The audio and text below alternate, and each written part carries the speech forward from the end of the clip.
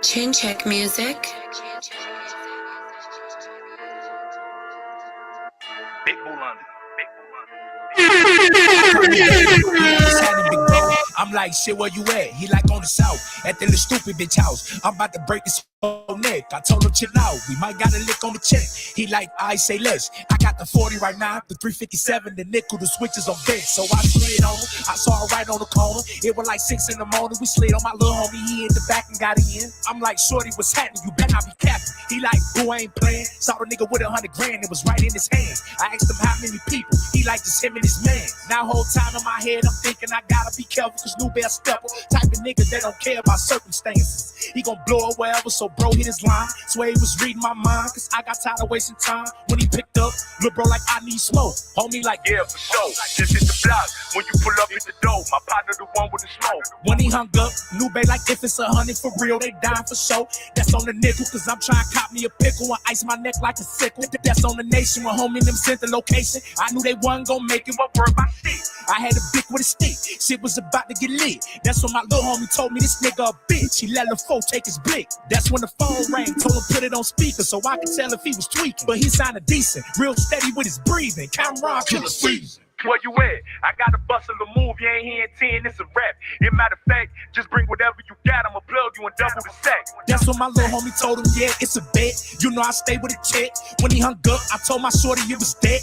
We bout to step on his neck. When we hit the block, I told my shorty about the plan. You bout to go meet the man. He opened the door, pull that blicky out your pants. He moved, blow like a fan. Me and New Bay right behind you with the 357, and I got a tech. That's when the phone rang, it was homie again, and he sounded upset. Boy, you tripping. Who is them two niggas with you on the gang? It's about to be an issue. That's what my little homie told him, boy, we ain't on net. We just hit and spin a check.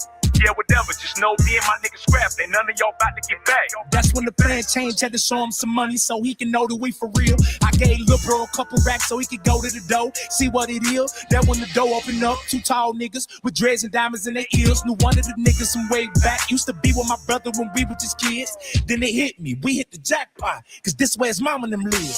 Oh man, hey boy, that's you and that cop. Yeah, nigga, this me, so I hopped out, big wood in my mouth. He walked us into the couch. Boom man, you know we go way back. I heard Rudy doing a little time. Big facts, pussy nigga dropping down, but he'll be back in no time. What you need? I'm like, shit, a couple yings. I'ma let you pick. That's when Lupe popped out with his stick. Like, bitch, nigga, we ain't about to pick shit. Where's daddy, you gon' die in this bitch. Play one time, I'm shooting fire in this bitch. His partner flipped and start crying and shit. Like, y'all ain't trying to die for this shit. That's when he looked at me with that fear in his eye. I'm like, yeah, nigga, don't die. I told Lil Bro, go search for the money. He came back with that look in his eye. Like, yeah, it's a hit. 100 cash with the brick. We got right up out that bitch. When we hit the corner, I told my shorty, yeah, we lit. We about to fuck up the 6. That's when the phone rang. It was homie again. Oh, you a bitch. I'ma make sure you die over this shit, nigga. You think you just come in my house? Matter of fact, when Rooski called my line, nigga, I'm tell her what's happening, nigga. Real talk, nigga. You can't live in Wisco no more, nigga. Fuck out of Wisco. Fuck all my lines, puss. Yeah. Welcome, my peoples. Hey, man, big ups to everybody in the building with me tonight. Hit that like button. Hey, man, y'all see it, man. Listen, man, we got an exclusive interview coming this Friday, man, for the people, man. Listen, man, if y'all ain't tapped in to tuned in to this, man, look, go check out the debut. His name, Boo London. You feel me? He was on the debut. We gonna have Brody in the building this Friday, 9 p.m. Central Time, man. 8:28, man. Make sure y'all be in the building, ready to go. You feel me? We gonna interview the man. We gonna go through some of his discography. You feel me? Play some of his music, man. We gonna have a good old time. Hey, but let's get to it, man. Y'all know how I like to start off every show. Hey, man, listen, let's keep everyone in our thoughts, our prayers, our views, and meditations. Once again, let's keep everyone in our thoughts, our prayers, our views, and meditations. And lastly, family, let's keep everyone in our thoughts, our prayers, our views, and our meditations. You feel me? Hey, man, that's people we come in cordial with, people we meet on a daily basis, our families, our extended families, and more especially our period conversation family. You feel me? Secondly, man, don't forget to master these 5 key components of life. That's love, peace, respect, motivation, and inspiration. That's love, peace, respect, motivation, and inspiration. And one last time, family. That's love, peace, respect, motivation, and inspiration. And don't forget that most important part, man. That glue, that component that hold all those other components together, man. And that's that support. So don't forget to E40 that thing and sprinkle a little support on top. There's a little support for a long way, y'all. Hey man, how y'all doing, man? Big shout out to my co-host who ain't never in the building, L Boogie, Roscoe P. Big shout out to my co-hosts with the Moses, my little one, AJ, love you, son. Hey man, I know Leo season over with, but it's Leo season, man. Big Leo season in the building. Hey man, the Virgos, it's Virgos. The Virgos is outside now, y'all. So if y'all a Virgo, man, y'all celebrating a birthday. Big ups to y'all, big ups to y'all, big ups to y'all, man. Hey, like art, what's going on, y'all? Make sure y'all tap that like button, man.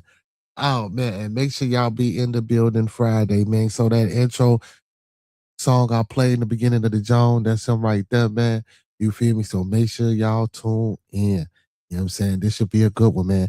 Hey, and right after that, man, we got YKG the Prince coming the Friday after that, man. So we getting busy, man. We lining them up. We finna knock them down as we line them up, man. We just gonna stay busy, man, bringing y'all new fresh content. You feel me? Keeping y'all hood on your toes. You feel me? You know what I'm saying? Most definitely, man. Hit that like button, though, y'all. Hit that like button as y'all come in. Hit that like button. Hit that like button. Hey, man, and don't forget, man, if y'all ain't got one of them memberships, man, hey, don't be shy. Get you one. You feel? You know what I'm talking about? Don't be shy. Get you one. Also, man, hey, for crowd participation, man, I think my super chat broke, man. My super chat, I ain't seen the super chat in age. Well, you know what? I take that back. I just lied to my people. I take that back. Big shout out to Mike, my dental man. You feel me? Hey man, big shout out to them boys over there, man. You feel me? Some fellas I came across. You feel me? You know what I'm saying? He put a little something in the pot. Sunday, man. You feel me? Oh man, hey, speaking of Sunday too, y'all. I think I got I watched and vetted this awesome video, man. Um, that I want to play for you guys. Yesterday we was having a conversation. Me, Roguish, Black Therapy, Tribe of Judah, who else popped up here? Slim was up here. Yeah, but we had a conversation about, you know what I'm saying, religion and shit like that the other day. So I want to try to, excuse my friends, religion and things the other day. So I want to try to bring some answers to, some of the things that we was talking about. And I think this video, um, that I came across, I think it'll be good. You know what I'm saying? And again, it's always about, people doing their own research and due diligence. You feel me? You know what I'm saying? I don't want y'all to take nothing that we say here on face value. Speaking of taking things for face value, let's do this, man, before we get into any content that I want to partake in. But yeah, man, make sure y'all hit that super chat, put your boy in the algorithm. Make sure y'all hitting that like button, man. Make sure y'all sharing your boy out. Now let's get to it, man. Hey, so the thoughts, views, and opinions of Bearded Conversations are the thoughts, views, and opinions of me right now. The thoughts, views, and opinions of Bearded Conversations are the thoughts, views, and opinions of me right now. I don't mean to hurt, to harm, or to offend. I don't mean to hurt, to harm, or to offend. This video stream is for informational, educational, and edutainment purposes only. Once again, this video stream is for informational, educational, and edutainment purposes only, with the underlying undertone on edutainment. So we do emphasize and stress, again, edutainment. So please do not take any advice given or anything said or shown on this video stream for face value without consulting the proper professional that suits your specific needs. Please do your due diligence. Please do your proper vet work and research. And don't forget, like I always say, get that second, third, fourth, fifth, and sixth opinion. You feel me? Hey, because we don't want you going out here robbing no banks, starting no revolts, telling your boss what he or she can take, how they can turn it sideways, and where to put it. You know what I'm saying? We ain't taking no responsibility for none of the craziness that you folks out here like to do. You know what I'm saying? But yeah, man, big ups to y'all, man. I want to get into this little video, man. Yeah, so y'all, man, what it, man, Blood just chilling, just chilling. He say, take it, take it face value. Hey, right, Blood, tell him again, take it face value. Hey, tell him again, take it at face value, man. Hey, but make sure y'all tuning in this Friday, though, man. We gonna have a banger for you, man. We gonna have my boy Boo London in the building, man. You feel me? Brother was on the debut, made good music, so make sure y'all tune in and tap in for that. Oh man, we got a guest that just knocked on the door. What's going on? Who this be? And it's big real spill, man, from the deal, man. What's happening? Let's say we podcast. Okay. I see the Yes, name sir, now. man. What's It's a going on real with you, my spill boy? though. How you feeling? Feeling good, man. I hear an echo. You hear? Oh no, that might be you. I don't know echo. Hold I on. don't hear no echo. Let me fix it. Let me see if I can. I hear echo. All right. It might be you. It was. I Is that think it was me? me. Cause yeah, it's gotta be. It's gotta be because I was up here just fine. I ain't gonna. Well, we know it's you. Listen, man, I just came up here, salute you, man. See, I seen you live. I ain't know what was going on. I just pulled up. I said, let me goddamn Ah, holler well, at my shit. man. I just started. I just started. Shit, you feel me? I just started. I just came on. You feel me? You know what I'm saying? You know, I go live every night at 9, so I just started letting the people know, man, that Friday, man, I got this dope ass interview with this cat here, Boo London, man, coming up Friday. You feel me? He was on the debut and shit. You feel me? He popping, making good music. You know what I'm talking about? So, you know what I'm saying? The brother agreed to come on and politic with me. So, you know, we gonna knock that out. You know what I'm saying? Okay, that's what's up, man. He got a link in there. Well, I ain't got the link, but I can shit. But that's his name right there. Just type his name in. He on YouTube. Type his name in All right right, there. bet. I'm gonna I check ain't him really out. got the link. I ain't really got his link. You know what I'm saying? But I'll have all that Friday. You know, you feel me? I was just pre-advertising, getting the people ready and prepared. So, you know what I'm saying? When we do Bearded Studios, you know, they already know what's going on. You feel me? Got to push the product, you know? Yeah. What I'm gonna do? I'm gonna do some research on him. So when Hey man, go check the debut. You know what the debut is, right? I don't put me down. So you know, Boosie's daughter, um, Tahana, well, I Yeah, I know forgot which his one name, you talking Tana, about. I know which one. I know which one. He was so he on a yeah, he was rapping up there with, and she be judging. yeah, yeah. But well, I don't think she was the judge though. But it's that show. Okay, I know You what you're feel talking me? about. Yep. As a matter of fact, that Tanner 36 dude, he decent too. So yeah, he was on the debut. You feel me? I reached out to him. You know, sometimes it'd be hard trying to grind some of these motherfuckers. You know, they be, give me this, give me that type situation. You feel me? They You know, he do. a real one. He was like, man, man, come on. He say, man, he said, your platform small. He say, I'm trying to grow mine. He said, let's do it together. And shit, he say, he gonna bless me, so we gonna get it. Hey man, Yeah. that's a blessing right there. That's a real nigga. Hey, yeah, that's what I'm saying. Hey, a big shout out to my brother too. Big shout out to Monkey Man. Cause next Friday after that, I got YK the young Prince coming. You feel me? From down there in Texas. You feel me? He popping down there. So he he gonna give me an interview. So man, you know, we just trying to, man, big shout out to my motherfucking blood of Monkey Man. You know what I'm saying? A big shout out to me, man, for being vigilant and doing my due diligence and being persistent. You know what I'm saying? You feel me? That's right, man. That's what you got. Spill, man, just trying to do some different shit, Spill, you know what I'm saying? Bring some excitement, you know? Yeah, man. That's what you're supposed to do. In Mm-hmm. order to elevate, you have to try new things, man. You can't, wallow in the same mud Yeah. pile thinking some different results finna happen. Yeah, different results. Hurricane, what up, my boy? Hey, that Definitely. goes link right there. That goes link. Big shout out to my brother again, man. You know, I got the best mods. Hey, hit that link right there, Spill, and it'll take you to him, man. Hey, he nice. You feel me? You know, he All on right. some, you know what I'm saying? He on some, hey, but he nice though. You feel me? He nice with it.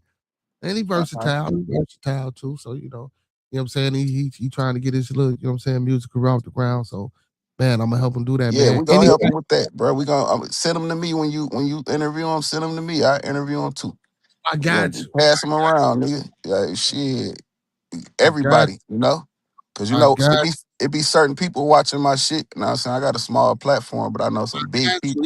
Yeah, I see you be having dog face and all them niggas over there. You know what I'm saying? I feel you. I got you. I got you. That's what I got you. I got you, brother. Send them my way, man. We gonna try to make something happen for him.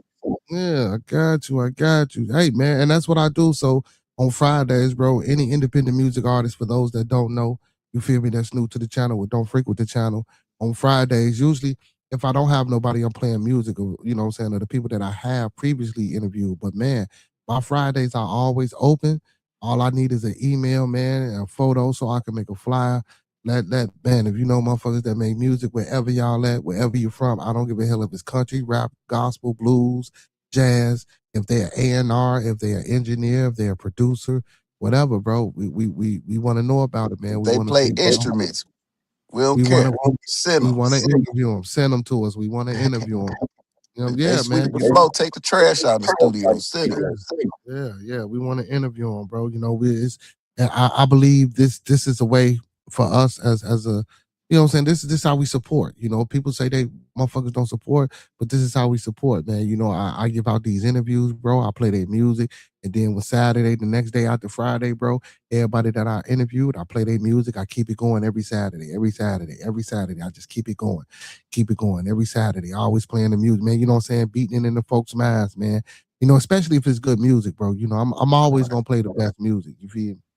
Yeah, yeah. I listen to I don't listen to a lot of the drill rap, the kill rap. But I do fuck with Dirk. And speaking of him, I got a question. Oh yeah, I said you did something about Dirk earlier, didn't you? Yeah, and I want to know, did you agree with me if you saw the video? Well, so now, come on, tell me what you said. Okay, so people are saying that Little Dirk is snitching Mm-hmm. because his lawyer trial strategy is that it wasn't his client, it was Bonnie. His client had nothing to do with this. That's the trial strategy. Okay, well, if they can prove it, it ain't got nothing to do with it. Shit ain't got nothing to do with it. Right, but they saying, his excuse me, to be specific, his lawyers are saying, no, this wasn't my client. This was all Vonnie. This was him on his own. Now, mind you, Vonnie already took a plea deal. He agreed to cooperate for the government to testify against Dirk. So did two other co-defendants. Vonnie was the one that booked the flights, got the Right. rental car. Use the He, card and use the card and shit. yeah, he's the one that was everywhere, all over the place with these guys that did this thing. And he get caught and he blames it on Dirt. Dirt lawyers is at trial saying, no, it wasn't my client. It's just he's the bigger fish. And y'all, we know y'all been wanting him. This had nothing to do with him. It was all the guy that y'all see doing everything. And that's the account that that I will push as well, though. You feel me? That's the account that I will push as well. And we're gonna keep it 100 regardless if I did, because and I'm gonna tell you, because if I did do this shit, you feel me? And y'all got him doing everything, and all he doing is just saying that I did some shit. Yeah, we gonna push it on him. I ain't saying it's right or wrong, but if I'm trying to save my ass, you feel me? That's what a person would do. You know what I'm saying? I Right. But mean, to this my understanding. but So to what did you say? clarify, what I'm saying is this. Snitching is what Vonnie's doing.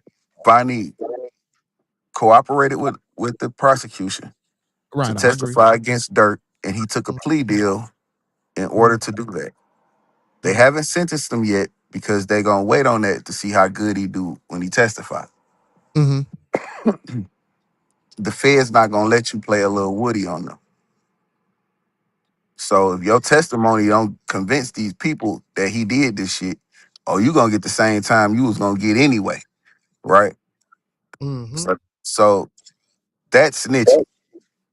If a man suits up, pick a jury, put a jury in the box, and sit down at the table aside of next to the prosecution, that's not telling. That's a trial strategy because he's I not mean, yeah. cooperating. So if we Vonnie versus Dirk, if we looking at it like that, yeah, most definitely Vonnie the snitch and Dirk ain't the snitch. So and if Vonnie was the one that's took the plea deal first, so of course he had to be doing all the talking. So if Dirk doing anything or any cooperation, it's just to save face to get him out of some shit that a motherfucker is just putting dirt on his name. So Right, he but can't.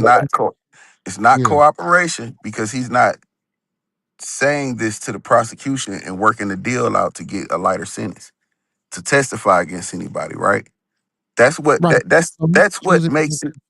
It's a trial strategy is when this guy that y'all have on camera, on record, doing everything is trying to blame it on my client. And y'all see him doing everything. If not my client, it's him. Y'all got the right guy. He just pled guilty to it.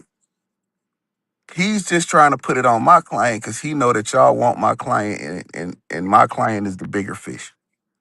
Right, and I would agree with that. You feel me? That's something that that the defense can push. Now, what Yeah. about these other two? What about the other two defendants? What they saying? You feel Well, me? we It's don't all know about. yet. That's what I'm One saying. of them, See, one of them a wild card because he talked to them folks 30 times. yeah, that's what I'm saying. It's gonna be about, you know what I'm saying, and what they can prove too, and what they can piece together. Because they gotta Exactly. be able to piece some shit together. Just because a motherfucker says something, that don't necessarily mean you feel me. Because yeah, of course, y'all called me. I took a plea deal. Yeah, I'm gonna say woo off the band, yada yada yada. Or unless he giving up some other shit that Dirk was involved in that had nothing to do with this, that they gonna try to, you feel me, hood. Well, we know this, that, and the third, so we want you to take this so you can get up out of here, type shit. You feel me? It's a lot of things, but me personally, man. Do I know if the man actually has something to do with it? No, but me personally, what I say is possible. Yeah, it's possible, but I don't want to push that narrative or anything like that out there, man. You feel me? Because they all under the same conglomerate. You know what I'm saying? See, it's hard. It ain't really hard to talk about shit like this. You know what I'm saying? You just don't want to upset motherfuckers with the real shit. You feel me? If they all in the same circle, man. Let's be honest about the shit. Well, let's be real about the shit. We ain't gonna say honest because we don't know, right? But let's be, you know what I'm saying, take a realistic, logic approach about this shit. If Dirk, I said Dirk, RP Duck, man. You feel me? If Dirk out there fucking with these boys, and these boys part of his entourage, his posse, they kicking it, you know what I'm saying, they doing things together and they got access to credit cards and shit like that. He might not have told them per se to go do some shit, but maybe talking and mention some shit, man. I'm gonna get this whole ass nigga, or get this bitch ass, you know what I'm saying, we'll walk the bam. And they like, okay, yeah, you feel me? Woo, that's what we on type shit, and they wouldn't have did it. So even if it's directly or indirectly, you feel me? We he got something. You know what I'm saying? He might not have been the one that carried it out, the one that did the shit or whatever the case may be, but you feel me? Like we just got to keep it 100 though, man. I know it's in the court of law and certain things we shouldn't say, and like, but if we're gonna talk about it and we're gonna be real about it, man, you feel me? Like, it is what it is. You know what I'm saying? We can't exclude him from everything because he know what the motherfuckers was doing. You feel me? Ain't no way in the hell you just giving your credit card out to the niggas in the hood, telling them to go, all right, y'all can do whatever you want to, and then you ain't checking what they spending and what they getting and all this whole extra shit. And like, hold on, what's this? What's that? Like, well, I don't know, man. I don't know. I'm just saying, me, I know type of nigga I am. You feel me? I be on shit like that. You feel me? You know what I'm saying? Because them purchases want business purchases. You feel me? You know what I'm saying? So it just all depends, man. It all depends. It all depends. It all depends. But yeah, but the dude snitching, man, and I really don't get into the Dirk shit because, you know what I'm saying? Because I rock with him. You feel me? One of the guys I rock with him. You know what I'm saying? And this shouldn't have been a situation that nobody telling on nobody. You feel me? If we out here and we doing something, man, and this was a plan for us to do it together, you keep your fucking mouth closed if anybody get, you feel me? You know what I'm saying, caught. Like that's hey man, that's crazy because my brother, man, he just had a fucking live earlier and the title was I'm telling. He said it ain't stitching, I'm telling. You feel me? He broke down the parameters of what telling and what stitching is. But yeah, Vonnie snitching, you feel me? That's what he doing, you feel me? And Dirk ain't snitching though, you feel me? He ain't snitching, because he the big fish. He the one that they really want. So, you know what I'm saying? It's most definitely conducive for him to be quiet and keep his fucking mouth closed about anything. But now if motherfuckers speaking bad about you and they talking on your name, yeah, that's when I'm like, oh well, no, this ain't that. You feel me? You know what I'm saying? That ain't snitching, and I'm telling this to my to my defense, you feel, but to my defense attorney, you know what I'm saying? Like, look, I don't even know what the fuck that is. So yeah, I think they doing the right thing. And then I heard that they separating all the cases in the trials and they ain't all going to trial together. So, you know what I'm saying? A lot of the things he trying to get dropped. You know what I'm saying? So I want to say 60-40, man. It's a 60% chance that he can beat this and come home from this. You know what I'm saying? They just sitting him down for a while. He ain't making no money. He ain't making no moves for real. You feel me? He ain't out here in the world free, just, you know what I'm saying, being him. You know what I'm saying? They trying to slow down some of his prime. You feel me? So, I guess, I guess. I mean, and again, I don't know if that's what they doing. I'm just saying, I'm just talking. That's just it's just something, you know what I'm saying? But a lot of this shit is to be expected though, man. A lot of this shit to be expected, man. You feel me, man? We make poor decisions and choices out here, man. You feel me? We really do. We really do as a people, bro. You know what I'm saying? I don't give a fuck if you white, yellow, black, or brown, man. Sometimes, man, the things that we say out of our mouth, the reactions that we give, what I'm saying? The things that we say, man, it's just ridiculous, man. You feel me? It's ridiculous. But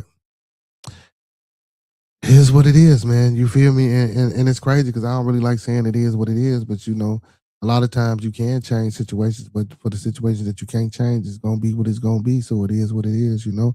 You just gotta learn how to move and navigate throughout the bullshit, man. And also, man, we gotta teach our youth, man. We gotta teach our kids, you feel me, about financial literacy, about communal living, about understanding each other, about emotional intelligence, bro, and about how to not to be a damn fool once you get this money. You know what I'm saying? And it's hard too, though. Don't get me wrong, man, because I don't know no young man, man, that's gonna get a bunch of money, man, and ain't gonna act some type of crazy. You feel me? You know. But again, you know, if you come from a decent background, man, decent parenting, decent support, you feel me? We should be able to hold our composure just a little bit better. And again, it ain't everybody. You know what I'm saying? It's just these rappers, man. Especially the ones coming up out of Chicago, man. This shit is insane. With the deaths, and then once y'all make it out, man, how you get killed. It's man. And I don't get me wrong, man. And I know that's part of the problem too. And there's a lot of times I tend to don't even want to touch on that because that negativity side of it, man. You feel me? But it is a reality though. You know, these things are a reality for some people.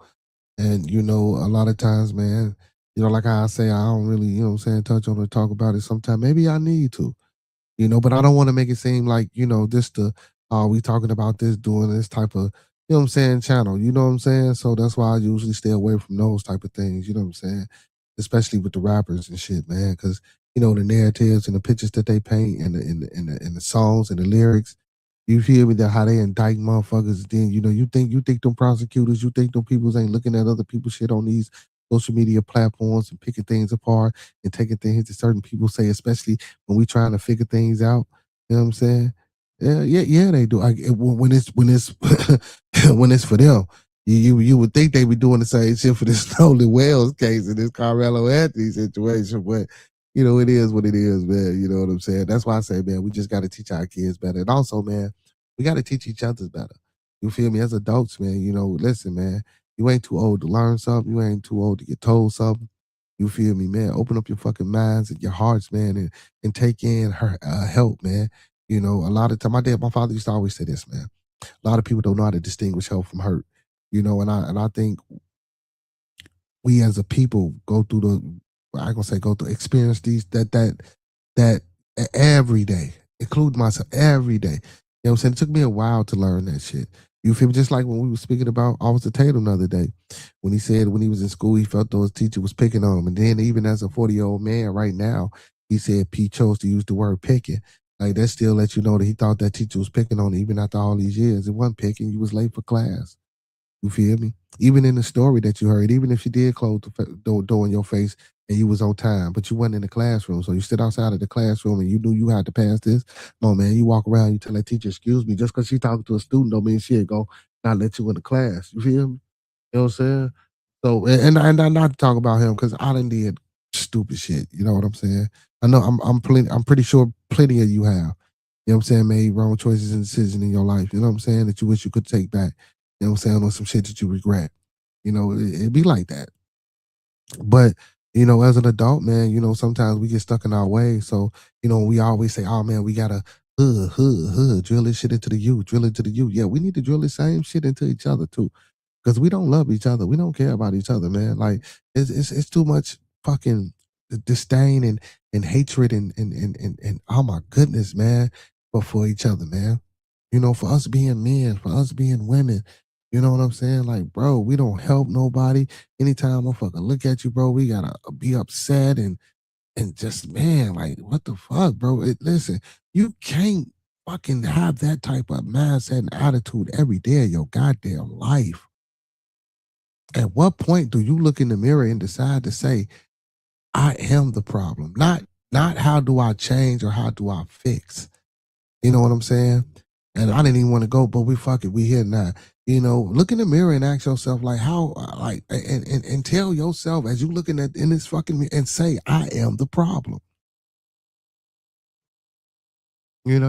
I am the problem, regardless of whether you think you're the problem or not, or regardless of whether you might not be the problem. But start with yourself. start with analyzing and decompartmentalizing the things that you do on a daily day basis, or write down the pros and cons. Write down like what you do out your job. How did you help become build yourself up to be a more productive and positive and better person versus what you didn't do. You know what I'm saying? And I don't think a lot of people. And of course, we scared. That's most definitely that's the main reason. You know what I'm saying? Being scared to do shit. But yeah, man, we gotta do that, man. My brother in the building, what's happening? What's going on?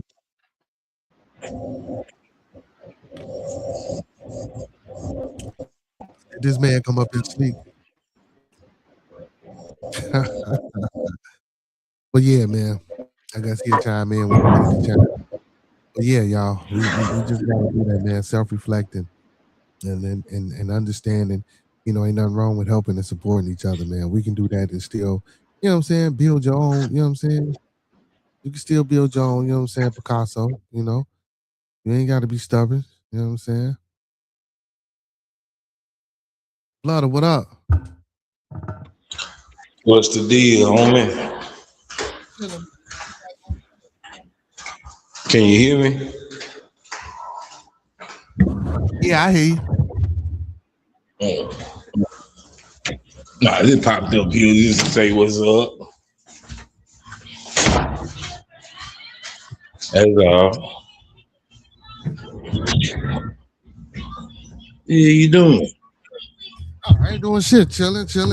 I was trying to figure out what the hell and why you weren't talking and shit. Oh, because I was on the elevator. Okay. But yeah, man. You know, and we looking good for the next couple Fridays around this joint. Yeah, we gonna be loaded, cocked and loaded on not this Friday, but next Friday. But salute to Boo London, man. Yeah. Make sure y'all go tap him out. Make sure y'all tap in with him. Check out his music while y'all get a chance. And you feel me? Friday we get to meet the man, the myth, the legend. You feel me? You know what I'm saying? No bullshit. And Friday, right after that, we got YKG. Or YKG. What is it? Man? YKG. YKG, you know what I'm saying? And Young Prince gonna Young be in. Cash Givers. You know what I'm saying? Young Cans, get it, you feel me? Then we bringing Miss Nisha back to y'all. We gonna bring Miss Nisha back. You feel me? You know what I'm saying? Hey man, I got some things lined up, man, for these next couple of Fridays. So, you know what I'm saying? Be at the studio should be a hit. You feel me? We bringing it back. We bringing it back. You know what I'm saying? Bringing it motherfucking back. But yeah, man. Whew. What you He think? ain't never went nowhere. He ain't never go nowhere. Just had to take a little break. That's all. Yeah, just a little break. Just a little break. You know what I'm saying? Just a little break. Just a little break. You know what I'm saying? A little break. You know what I'm saying? Hopefully I can get my co-host and shit back on them days and shit. You know what I'm saying? You know, he be sleeping and shit, going to bed early. I'm surprised he ain't sleep now. Yeah, that nigga probably got a job though. Get the fuck. You know, them niggas with jobs like to sleep and shit. No, Cause nigga, I wasn't. I was still up, going to work straight after the stream. Goddamn. yeah, but you wasn't standing out in the sun. You was in the water with Shamu now. Oh yeah, see, well, so but I listen, it ain't my fault you took a job standing out in the sun, brother. You feel me, Shamu brother? went high, nigga. Your fault, you know what I'm saying? You know, if I decide to move to Texas, I'll get my flag, I'll come stand out there with you. Right on. You know what I'm saying? How many flags to a site? Just one? According to what the job is. Cause sometimes we like that last job we did, we had like 8, 9 flaggers out there. Okay. According to how long it is, but like not how long it is, but the distance of the site we working on. Like if we paving streets, you gonna need a few flaggers for side streets and roads and shit like that. Okay. Yeah. You know what I'm saying? My man out there, flag of specialists and shit. You gotta take a class. You gotta take a class and shit to get that, don't Yeah, you gotta take a class and get certified. It ain't nothing but an hour class. you? Oh, okay, Well, no, okay. it's a 3 hour class. 3 hour class. I'm tripping. 3 hour class, then you take a little test. Then you take a test, and damn, bam, there you go. But How it's much is easy though. how much is 150, one? 150. Hey man, listen, y'all say about 150, man. Listen, and I'm Nah, pretty I sure got the hookup on the class that on the on Volunteers of America. I wish I knew about it before I paid my money, but my partner went through this place called Volunteers of America. They'll pay for your class for you and help you get your forklift license. there you go, Volunteers of America. If y'all out there in the Fort Worth, Texas area, Houston, Texas area, man, y'all tap in. Listen, I don't know. it They might might be have volunteers over everywhere. I don't know. Let me see. say that it might be worldwide, it might be everywhere. But listen, man, Volunteers of America, helping you get your flaggers, helping you get your forklift certification, man. If anybody out there need it, if anybody out there struggling, It's again, if you Volunteers of America nationwide. Volunteers of America, man, you just go on their site, see if they got something in your area, in your state. If y'all need Yeah, it, so 47 states. there y'all go. There y'all go right there. Volunteers of America, man. We just put y'all on. Big O, what's happening? Hey, Big O, make sure you tune in Friday, man. You feel me? Friday, man. Bearded Studios, man. We gonna have boy Boo London in the building. You feel me? You know what I'm saying? He gonna come bless the podcast. You feel me? There go his link for y'all want to go check out his music. There you go, right there. You know what I'm saying? What's going on, Big O? How you feeling, my boy? Yeah, man. We just put y'all up on some game right there, man. You feel me? If y'all ain't got shit else from over here, if you ain't learned shit else from over here, we just, man, big shout out to my brother, man. He just put y'all on some game. Volunteers of America, man. If you're trying to get your forklift, if you're trying to get your forklift, or if you want to get into the flagger situation, man, I'm pretty sure the pay is different per state. You know what I'm saying? Of course, depending upon what state you're in. But look up Volunteers of America, man. Get on their website, see if you qualify, get the credentials, and go get that shit. Especially if you need a job. Yeah, because there ain't no telling what they might help you do in your state. You just got to see what all resources they have. See, that's the thing. We don't utilize resources, man. I'm gonna start looking up some other shit so we can start bringing it to their attention. Yeah, and you know what else I'm gonna do? I'm gonna shout this out all week. Volunteers of America too. I'm gonna shout it out all week. I ain't saying that the people, y'all might have jobs, but y'all might know somebody that might need some work, or you feel me, that's want a forklift, or that's want a flag, or just might need a trade or a skill or something to do. You feel me, man? We yeah. Man, that's a good. Hey, that's a great fucking idea, brother. You feel me? Yeah, I'm gonna shout them out all week, man. You feel me? Listen, man, when we give y'all this information, man, please go listen. So I haven't vetted the Volunteers of America, but I will. But my brother said it, his partner, goddamn it, then I already went through it and you know what I'm saying, did some shit and got what he needed. So Yeah, Hobo went through it too. Hobo did the same thing. yeah, so it's legit. You feel me? We wouldn't be sending y'all well. As long as you taking care of your business and doing what you're supposed to do, the program will help you. You know what I'm saying? And that's the thing about it, you know what I'm saying? Even if you ain't, you can, if you got a job, but you're looking for a better job, shit, there you go, right there.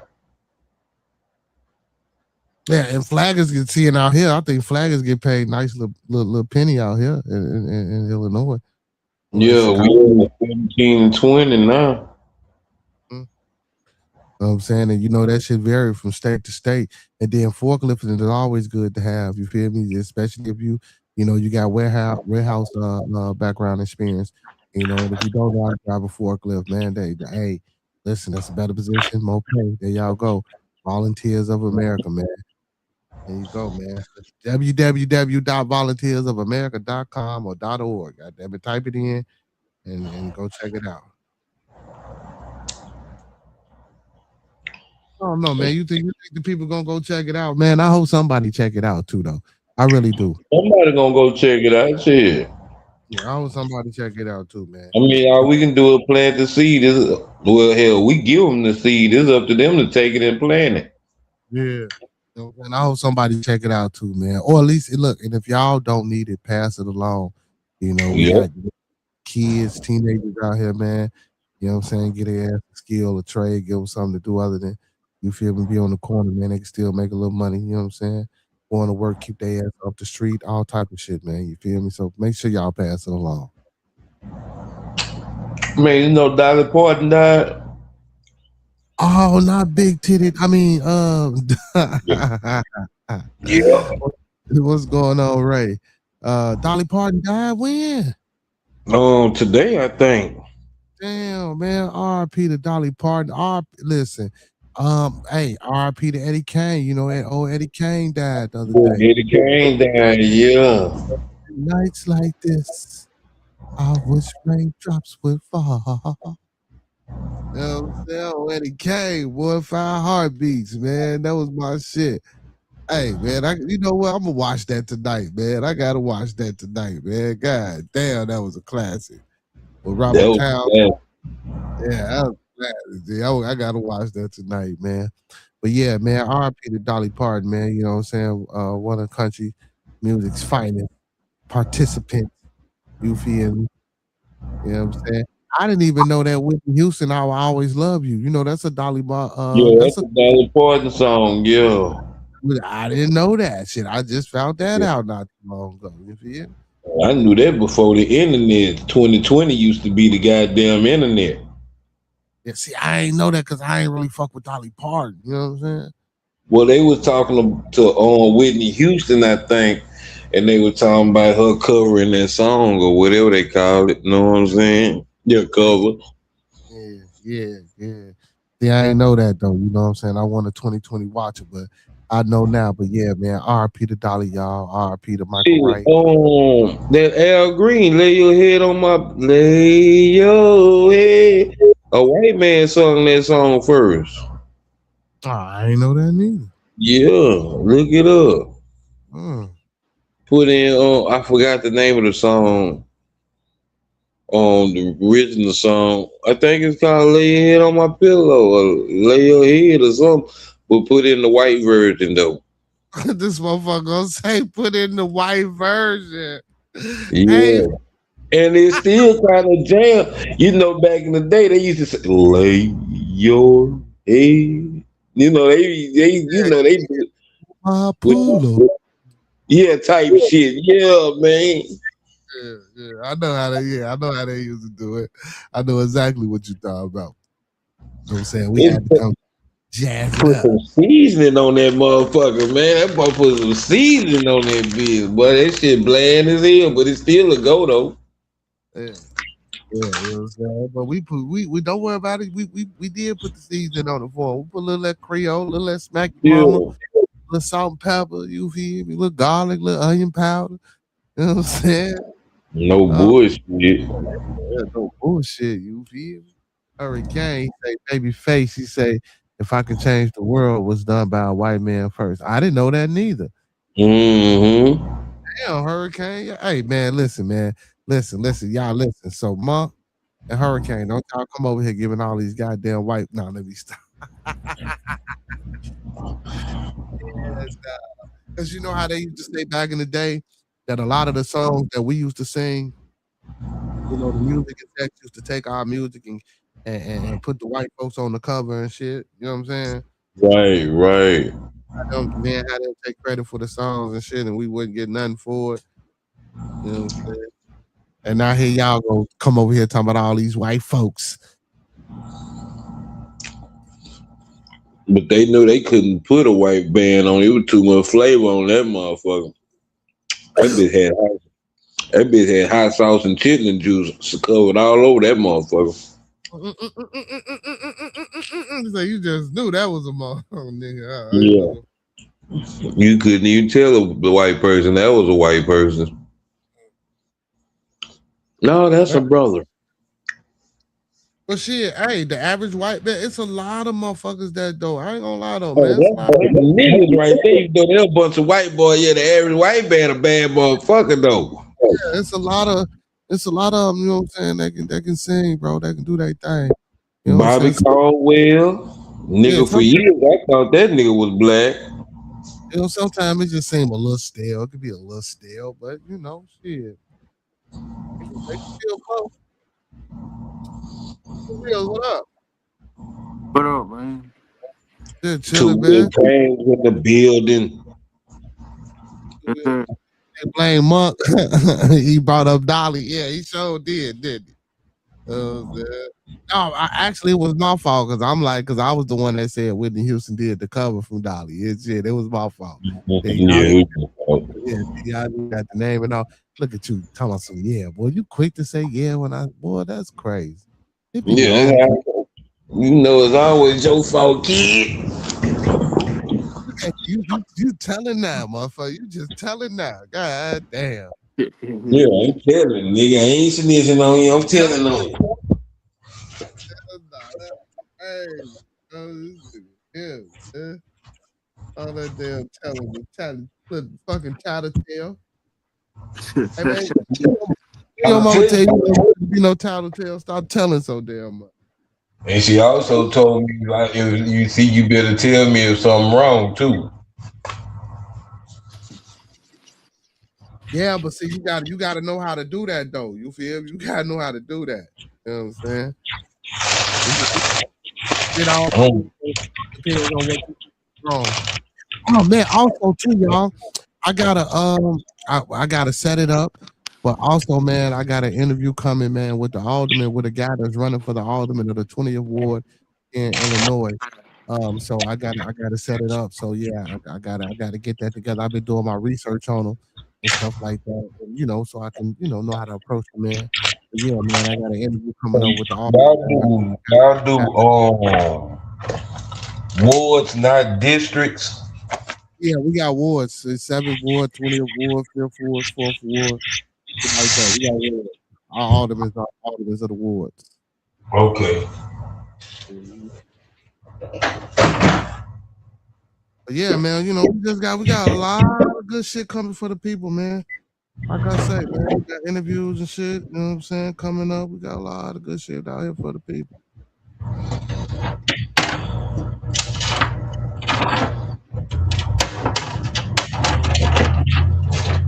Sound like you washing clothes or something. Nah, I'm washing money. My chains, it got some shit on it. Not Uh, shit, but it got some stuff, dirt and shit all on it, man. I had some mayonnaise in my bag, them little mayonnaise packets. They got on the chain.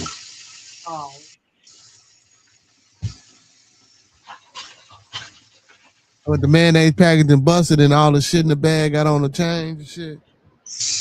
Huh? I said the mayonnaise packet busted in the bag and all the dirt and shit got on the Yeah, chain. all over the chains and shit.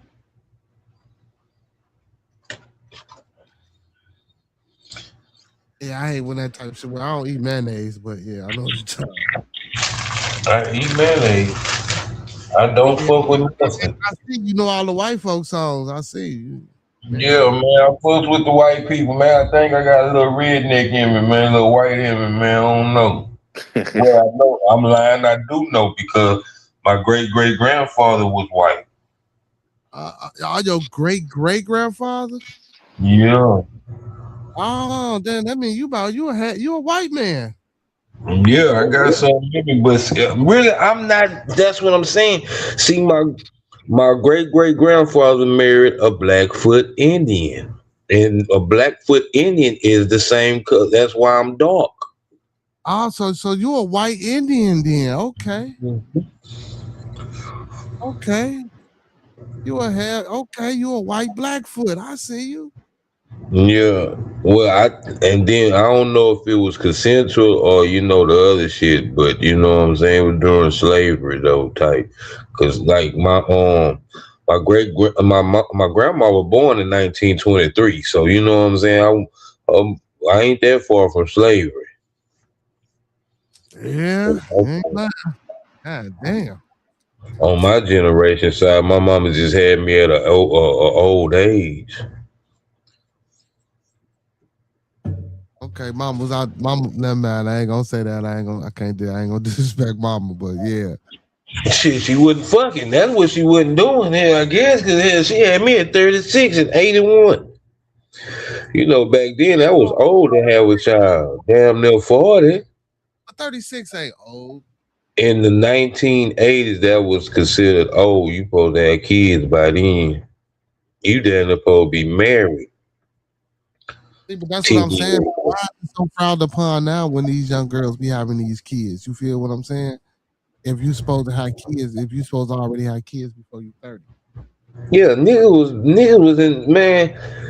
was in they 40s marrying 16 and 17-year olds. If you ever watch and I'm gonna show you a good example, Rosewood.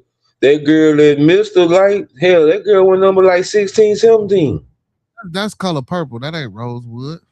What was the nigga name? I thought that nigga name was Mister on That's Rosewood. the color purple. Well, what's the nigga name? Well, shit, Color Purple. Hell, they was young. Yeah, but Mister was on color purple. Rosewood Yeah, was but the movie.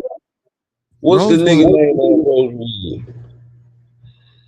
You talking about Vin? Was it Vin Rains? Yeah, Ben Raines, but I'm trying to think his name was. I thought his name was Mister Two in the movie. Let me see. Let me see. It probably was. Let me see. Cause that girl, she was like 16, 17 playing the with her pretty self. I can't think of her name. I'm gonna look it up right now.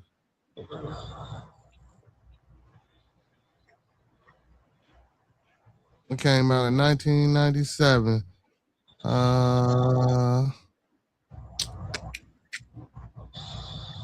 You gonna make me go watch that again. Yeah, Rosewood. That was a true story. Yeah, that was really cool.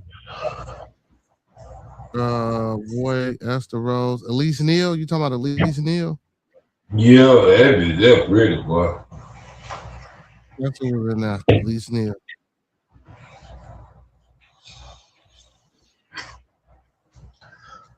Your war. They said it was an accurate historical framework of systematic racist violence in the era. Though it adds fictional heroes and narratives embellishments for dramatic effect, of course. But yeah, Rosewood, man, I remember that. She was a young girl. Yeah, she was a young girl.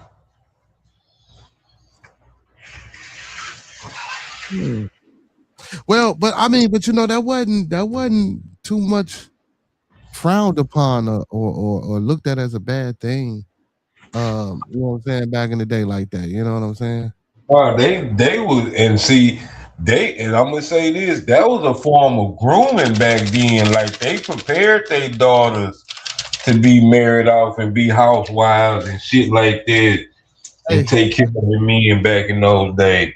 And then hey, too, you wouldn't even supposed to even whatever you wouldn't even supposed to question what a man do back in the day. yeah, that's true. Hey, Miss Jen say, "Oh, okay. If Monkey Man whitish, I'm gonna need you to give my black card back. The fuck now? Come on, say it. I'll wait. Hold on. I didn't took his. I just said he was a black. I said he was a white Blackfoot. I took his black card away from him. That don't mean you get one because I took one, Miss Jen. You know what I'm saying? You know what I'm saying? Now one of you motherfuckers black. Y'all some tethers. That's why. That's why monks would so quick to do that trans white movement.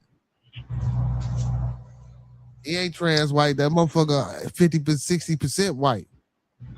Yeah, I don't know. I gotta look at, but I don't even believe in Ancestry.com though. But I had to me and my mama on Ancestry.com. You can find the census till a certain part of time. Cause we found my mama's my great grandfather they had a brother that died when he was like 15, so he damn near been dead. Shit, damn near almost 100 years. Yeah, almost. Yeah, gotta be 100 years because my mama is 80 and her daddy, my grandfather died when she was born. So yeah, damn near 100 years. My grandma would have been 100 in 2023. Damn. Yep. My mama would have been 80. 80 something this coming up this year. 80 something.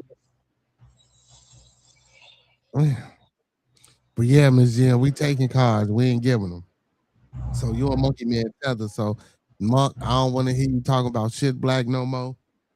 Oh no. That's why you black fatigue. That's why you black fatigue. You know what? That makes sense though why I really don't have a problem with white people. You know what I'm saying? You part the problem. That's because you're a white man. You know what I'm saying? It's in my DNA. Hey y'all, and for people that's coming in, man, I'm totally playing. I don't want y'all to think that the plan is ignorance. We're joking. I mean, we serious about, but we're joking. Man, get your hand out your ass. That's all, nigga. Y'all, motherfucker, take the wrong shit too seriously. Yeah, they'll come up here and say, "Oh, he don't know what he's talking about," and we don't need y'all hitting the link to do none of that shit. You know what I'm saying? Because I listen, because I will cuss your ass out. Then you want to cut your. Yeah, we ain't doing none of that goof ass shit. I will cuss your ass out and send you about you. Hey man, yeah man. Hey man, putting this work in, man. I got to get back into putting this work in, though, man. Especially for these Fridays, I got to get out here, man, and be a little bit more vigilant, man, for these interviews and shit. You feel me? Like, man, you know, hey, man, bro, shit.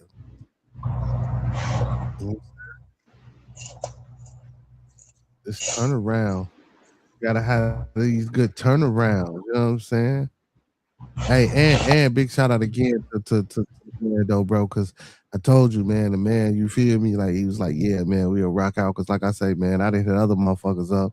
They want to get paid. And don't get me wrong, I ain't knocking motherfuckers who want to get paid and want to look, you know what I'm saying, cash on the side. But I'm like, bro, like, ain't nobody know you. Fuck you.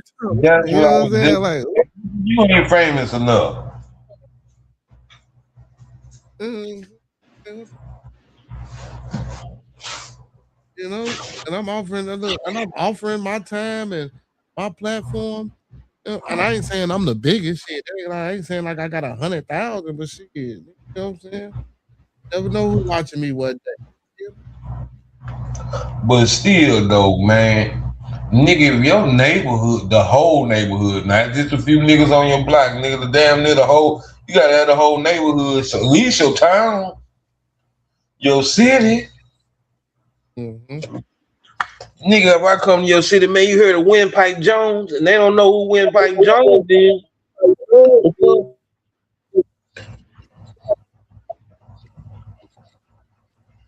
Right, that's what I'm saying. You know what I'm saying? I'm trying to get you there. She say, laugh at my ass off. You are insanely delusional, my friend. Blackfully, respectfully. Miss Jen is off the track.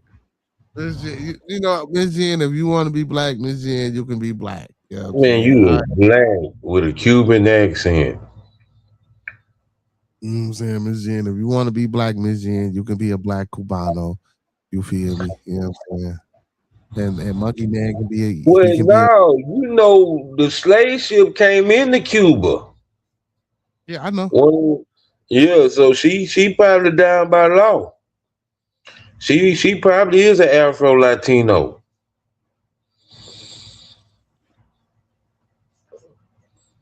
Oh, Let she me is. ask you, She is. if you get your hair wet and it's hard to comb, you black.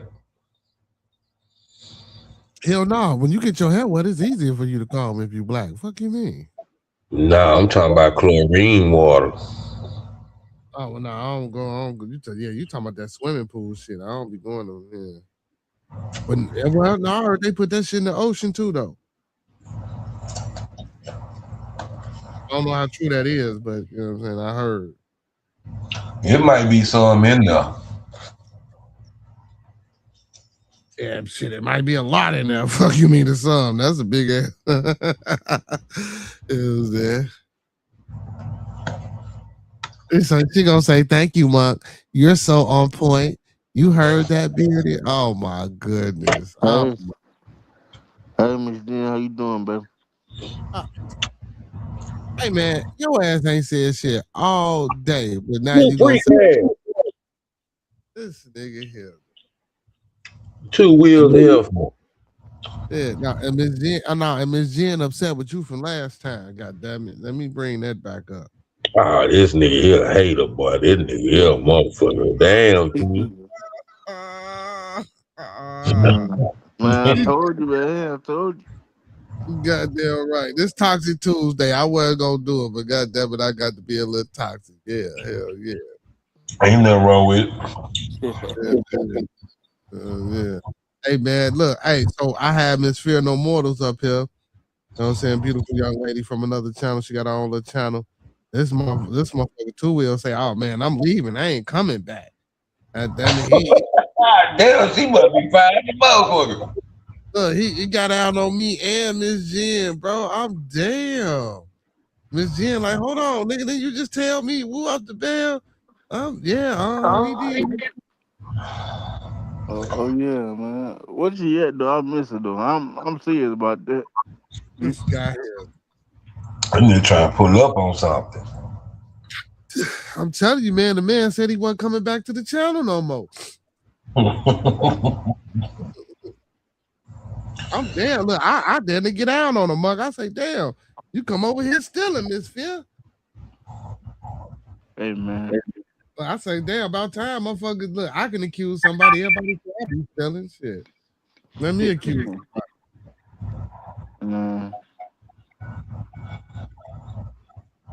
Nah, but yeah, she nice looking though. Decent. Very much Lay your warm and tender body. Oh, Your shit. Shit. Grenade and shit.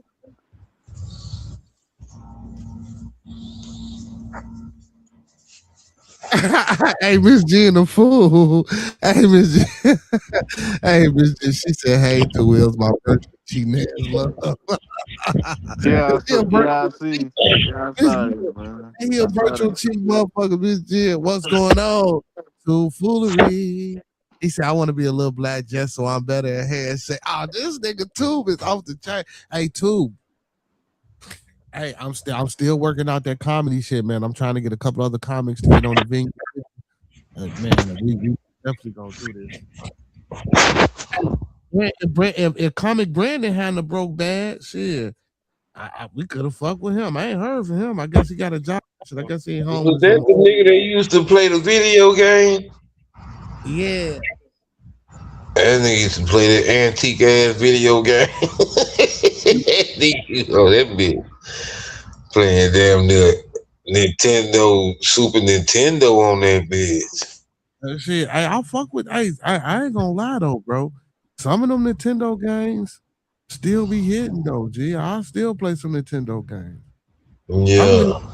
I really want a big Super Nintendo. I had a Genesis. I would really want a big Super Yeah, I had Nintendo. the Genesis too.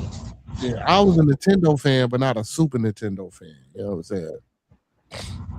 Well, that Shit, was, that was the only thing on the market kind of at that time that was really hitting. well, when Super Nintendo came out, that's when they came out with the Sega Genesis, and then Mhm. TurboGrafx 16 and shit like that. But TurboGrafx 16, that bitch wasn't hitting as hard as that Sega Genesis. Then they had that Sega Yeah. Saturn. Yeah. I was a They had Genesis. that Neo Geo too.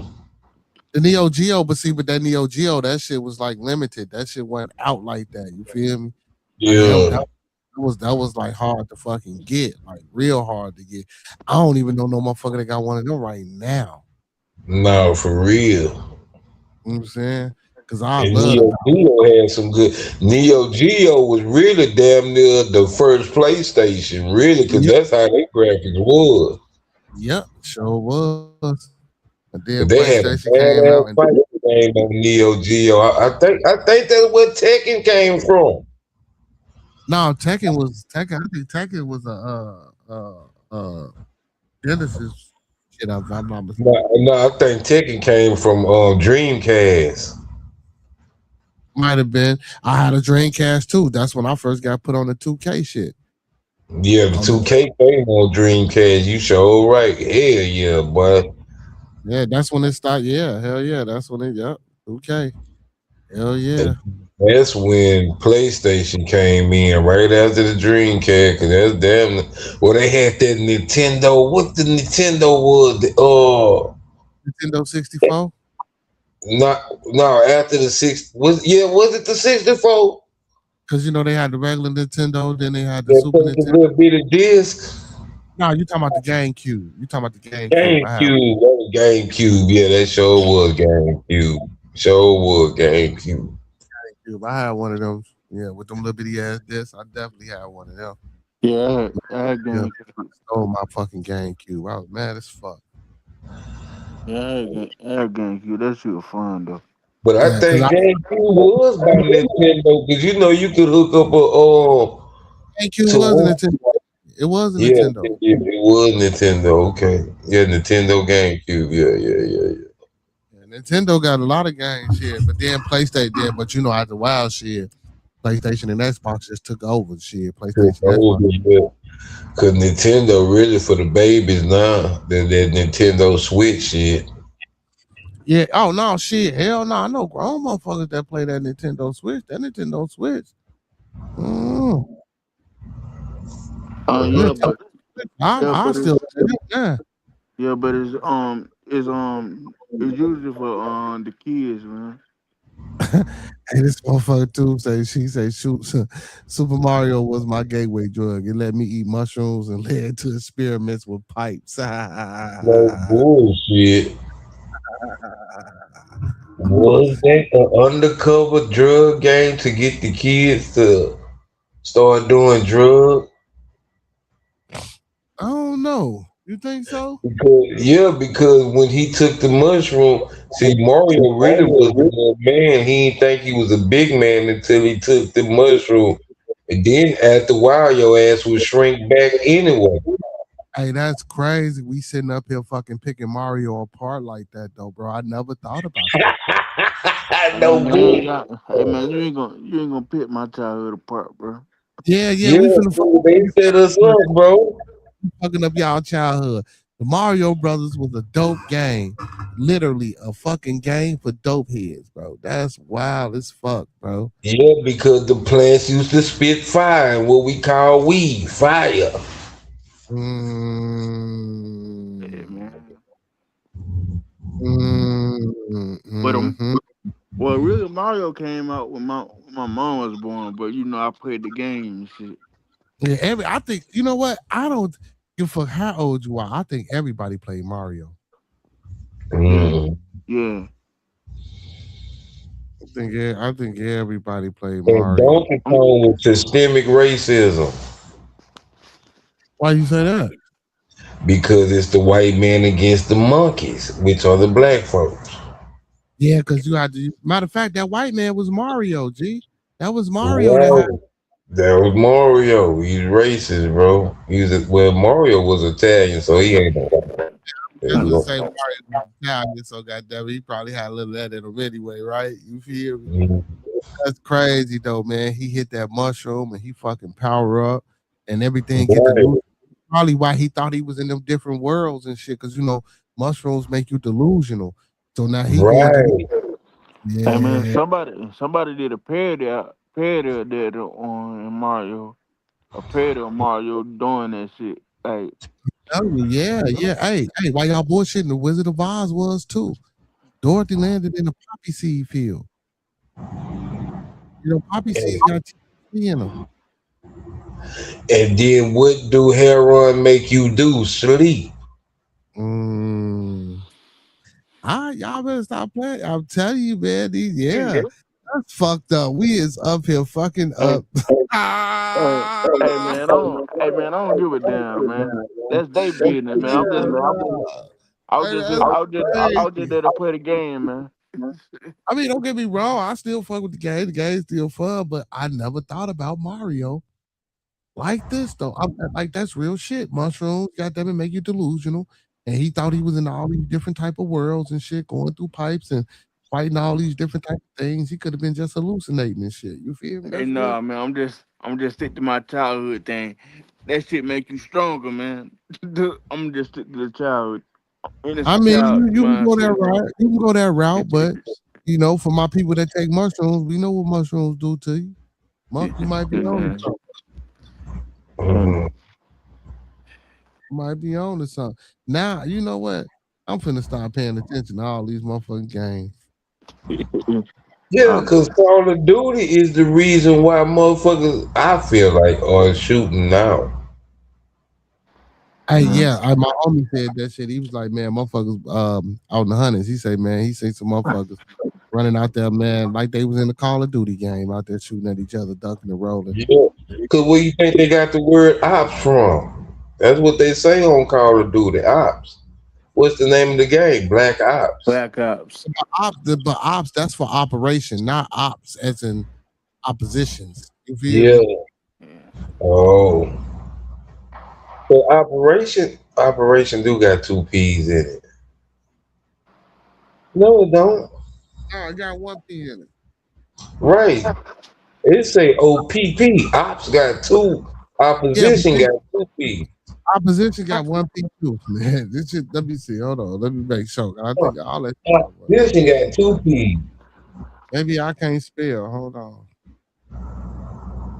Yeah, operations do got one P though. I know that for a fact. OPR, Opposition. OPE, Yeah, operations. Yeah, OPP. Opposition has got two P. OPP. Black opposition.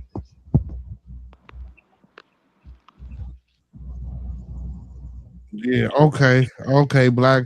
Yeah, but why would they say black op? But no, man. I don't know. Let me see. What the fuck do the op stand for? You see, now you got me. Yeah. Uh-oh.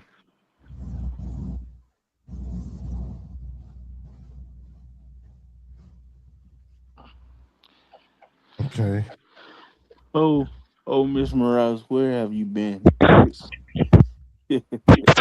Well, it's OPS.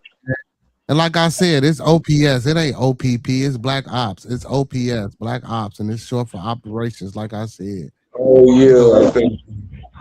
Yeah. yeah, man, you got me thinking. I'm looking at the game right now, man. It say OPS, man. Man, man, you got me wanting to play that game right now, man. Yeah, I ain't played Call of Duty Black Ops in a minute, man. I got it. I got the Warzone too. I just ain't played that shit in a minute, man. I just ain't. I mean, I really ain't no big gamer. Like now, Madden, 2K, shit like that. Yeah, but you know what I'm saying. Yeah. Don't make my yeah. Oh, he say Mario taught him how to hit the bricks and get that money. See, yeah, hey, that too. Hey, that too. More. That too. You hear Monkey Man? Hey, too foolish to say Mario taught him how to hit the bricks and get that money. No bullshit.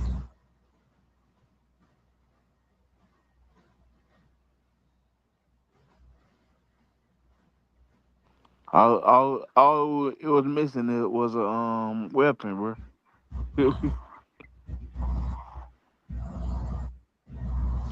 Weapon and a Yeah. plug, bro. Yeah, he say Donkey Kong was just Mario tripping. That wasn't even the gorilla. It was a lady. It was an Indian lady. He a goddamn Come fool. on, man. Hey, that Yeah, shit is nigga, that just you want to get high and fuck with them hoes. hilarious, man. He is hilarious, man. Hey, but yeah, but not for real though. Them games though, even Double Dragon back in the day. Shit, I'm starting to think they was kidnapping that chick. You feel me? I'm starting to believe old girl didn't belong to them in the first place. I They forgot was about always going trying to save her ass and shit. You feel me? Come on, man. Y'all overthinking it out, man. I'm just I'm every time it was always a bitch that got snatched up by the enemy. yeah, always. Hey, man. And shit, nigga, just like Popeye and Olive Oil and Pluto. She was playing both sides, bro. Yes, Oh, yeah. oh yeah, she was doing that. Dog. That was the most toxic. Now that was a toxic ass bitch. Oliver was playing both sides, man. And I think if you was a young lady growing up watching Popeye, that's why you fucked up right now to this day. Yep, Papa. Hey man, Papa. Papa used to get. Papa used to get juiced up and just beat that nigga at one time for it just to Hey, go bad, man. even Popeye with the pipe in his mouth and the And spinach. green and I'm everything. trying to tell y'all, boy. Hey. Yeah. Just for her to go back the next day, bro, and get kidnapped again. Oh, that's Yeah, because she was rocking with Brutus. She was actually with Blue though. yeah. Brutus was trying to kill that bitch. With Brutus. Brutus always trying to kill that old no fool for real. Hey I think man, no hey man, brother. y'all ain't about to fuck up my childhood like that, man. I'm just saying, man. Look at Miss G and say Olive Oil was the dealer. See, that's what I'm saying. He said Pac-Man and Mortal Kombat were my childhood video games. Atari was the name of the console. I Mortal used Kombat was not on Atari, baby. we used Yeah. to, She said Alice in Wonderland. Alice in Wonderland is another drug. Yeah, yeah, ma'am. I used to watch all that old shit on Boomerang and shit, man. Yes, ma'am. I don't think Mortal Kombat went on Atari though. You got the wrong game. Or you just No, saying you fuck with Pac-Man and Mortal Kombat? Because I know Pac-Man was on Atari. I still got Atari 26 and 5600. Pat man, that's my mom game right there. And that's crazy, y'all, because I ain't got no old ass TV, so I can't even play the game because you need an old TV to play them games. You can get the newer Tory look it up, the little bitty motherfuckers with all the games on They them. still they still say that shit. They got like the Yeah, we Nintendo. talking about that Nintendo no they more. got the with the games built in it already. Yeah, no, I seen this one system though. So what it is, it's a console, right? But it take Nintendo cartridges, Super Nintendo cartridges, Sega cartridges, and something else. It's got like 5 slots, but it's just one console. You feel me? And I don't know how the switching back and forth work. I don't know if it's just one whoop the bear, but I know it's a console. It's got 5 slots, and I you can put all the other cartridges in it. You know what I'm saying? And my you can play the mom game. Facebook. I said I was gonna order that bitch. It got all the old PlayStation games and everything on that bitch. See, I don't like them Jones because them Jones don't be playing the right way. I know what you talking about. Yeah, I'm scared to get that bitch too. Yeah, them motherfuckers don't be playing the right way. But shit, now man, though, I ain't gonna lie though. I did, like I said, I do like playing some of them old ass games, but like PlayStation and this fucking Xbox, I don't even play PlayStation. I ain't gonna lie, y'all. I ain't played PlayStation. Lay it down, yeah. I ain't played no PlayStation since PlayStation 2. I ain't gonna lie to you. But the Xboxes, man, I always been X. I just can't get away from it, bro. Can't get away from it. Xbox is the shit, man. Like video game came a long way. Consoles, graphics and shit, like it came a long way. Long way. Monk must going to bed now. He said the big dude was an undercover cop. The big dude was an undercover cop, Popo trying to save his old school friend who turned into a chunk. Y'all ass is crazy with the mother. He said, yeah, they say still rest the PlayStation 5 and download. How? You can jailbreak how? Too foolery. If you found out how to jailbreak a PS5 and download anything on it, let me know. Let me know. If you find anything about how to do that, let me know, man. See, I don't play it, but I sure put my shorties up on. I'm tell ask my son. Look at yeah. And I don't play the PlayStation like that. But I use like I say, PlayStation 1, PlayStation 2, I had a PlayStation 2. You feel me? After that, so what I did though, I ain't gonna lie. So when I had a PlayStation 2, I had an Xbox. You feel me? I never bought a PlayStation 3, but I always kept up with the Xboxes. Now what I did was instead of me having my own PlayStation, I got, you know what I'm saying, I got it for my kids because my kids like well, some of them like PlayStation, some of them like Xbox. You know what I'm saying? I asked them which one they want. And then, you know, when I upgrade, I give them the old one that I had or whatever until they got older. Now we got to have 5 TVs, 6 TVs, because everybody got something different going on. You know what I'm saying? I hated that shit. But I ain't mad though, because I was a gamer. You feel when I, you know, so yeah, you say their videos on the search on. Okay, yeah. Most definitely that's what I'm gonna do. Hey, Miss Money. Miss Money. Am I blocked? Miss Money. Hold on, Miss Money, before you go. Did you block me again, lady? God damn. Why you keep blocking me? You know what I'm saying? What the fuck is going on, man? I ain't gonna be taking too many more of these blockers. I was on your channel trying to comment and hit you up, and I think I got blocked. I ain't seen my wrench no more. I think you done took my wrench and everything. Damn. See how she do me 2 wheels? Now you don't want to say shit. Not 2 wheels. Quiet as hell. Boy, I tell you. You hate shit, 2 wheels. But thank you, Miss Money. You say Sony is panicking because it's hardware, it's not firmware, or whatever. I don't know. Yeah. So what they trying to do is they trying to just make everything digital. You feel me? Don't get me wrong. I am well, see, right now, like with my Xbox right now, I don't do nothing. I used to. I used to buy the physical disc. But now I just do it online because like if I ain't got time to go to the store, just download it.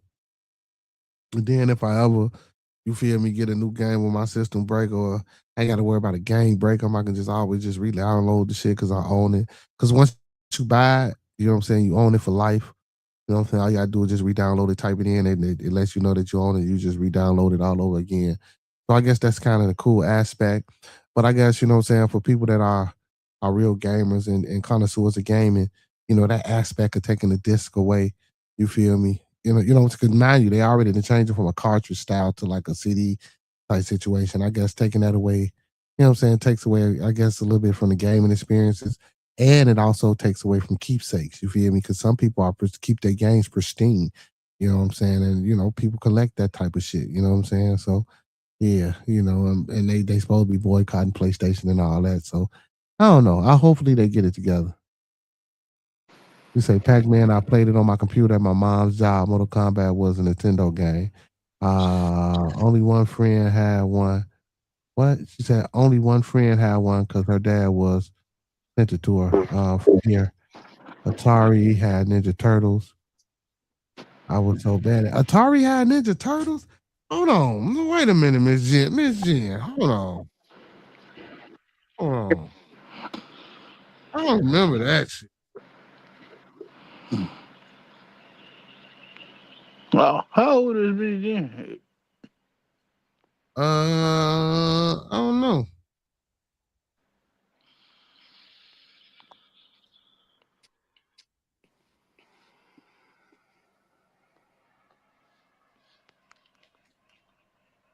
Let's see.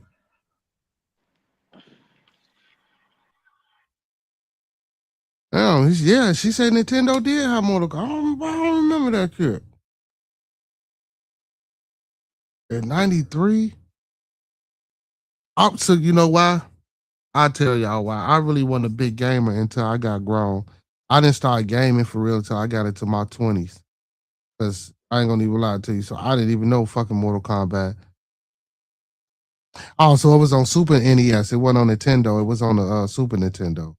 Original Mortal Kombat, yeah, was ported to the Super Nintendo.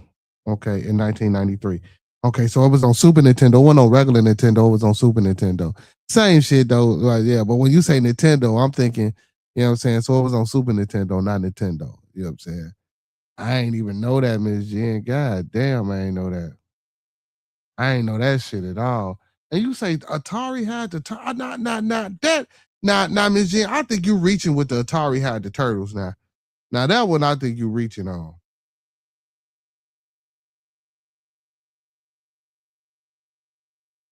Let me see. I think you reaching on that one. Could be right. Let's see if I'm wrong.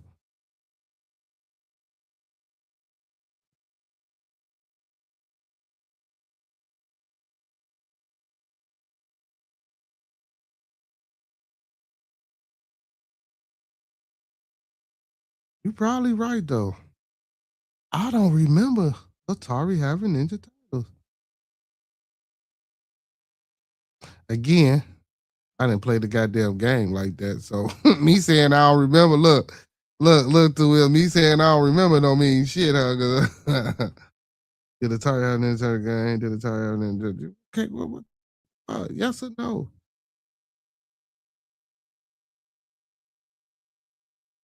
I remember it being on Nintendo. Most definitely, because I remember that first one on Nintendo was hard as hell. I couldn't even couldn't even beat the fucking game. Now those second ones and the third ones came out, yeah, but that fucking first, oh my god, I hate. So yeah, it says for Atari ST. What the fuck? I never heard of Atari ST. What the fuck is that? Miss G, how old is you? Cause you old as hell. Atari ST. What the fuck is that? Oh, that's a computer. Boy, they want $800 for this motherfucker right now. Is they crazy? They crazy as hell. Ain't nobody finna pay no motherfucking $800 for no motherfucking computer. So it's an Atari ST. It look like a computer. That's what the turtle was on. It wasn't on the actual console. It's a 1632-bit home computer released by Atari in '85. So that's what it was on.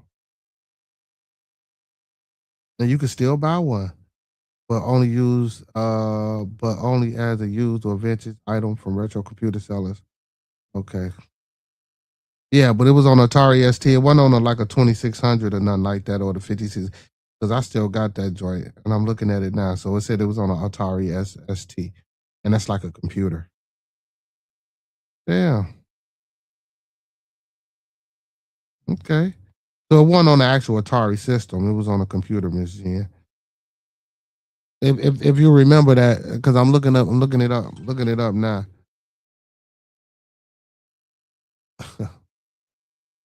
Damn. I ain't know half of that shit. You say my Xbox need internet to download, even though I'm putting in a hard copy. So because of the information, like so yeah, that's true. So like when you plug your Xbox in, you gotta have the internet. If you don't have the internet, now once you download the shit, you can play it offline. But it don't let you play unless you upgrade the rosters and all that tomfoolery. Yeah, that's how they get their money, man. Making motherfuckers have to get the internet. So Atari didn't have Ninja Turtles. So the Atari ST, which is a computer, that's where the Ninja Turtles was too, foolery. It wasn't the 26 or the 5600. You feel me?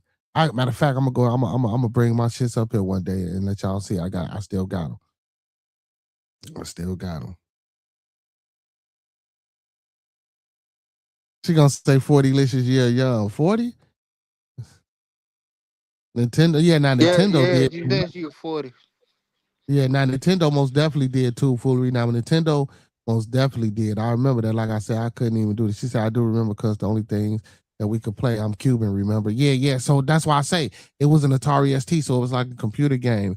It wasn't actual console, Miss Jen. I just looked it up. He said I had an Atari and I wouldn't have known. I would have known, I think. Yeah, so it's an Atari ST. It's not a yeah. She said, what call? He a fool. Oh, she just hit us with the Rosie Perez Jeopardy answer. Yeah, she did. Then she thought somebody killed me. So, like, goddamn it. Hey, but that's real shit, though.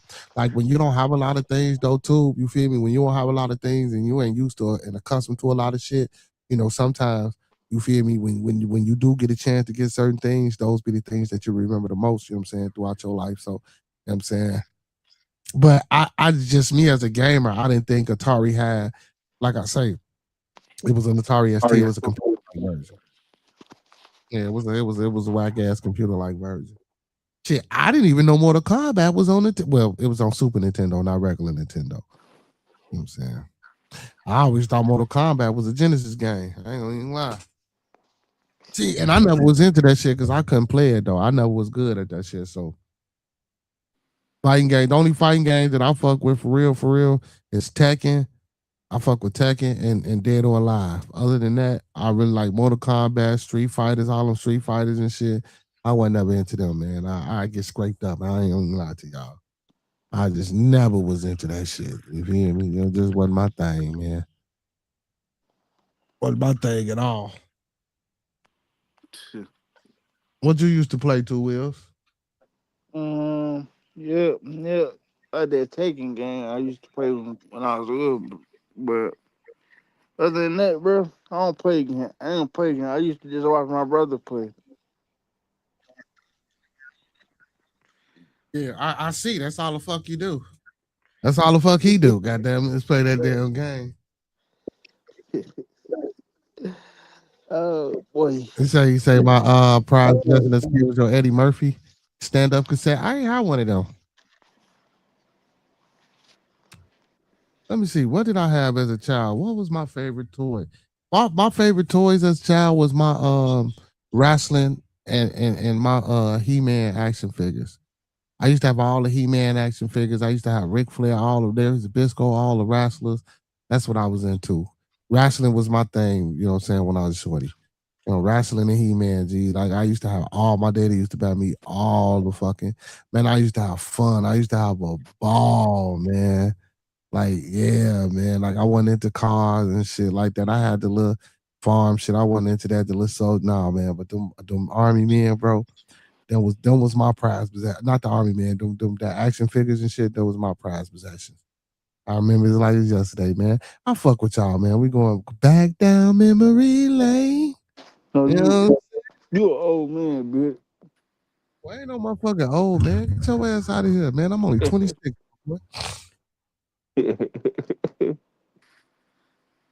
Hey, so I'm older than you. By a couple of years.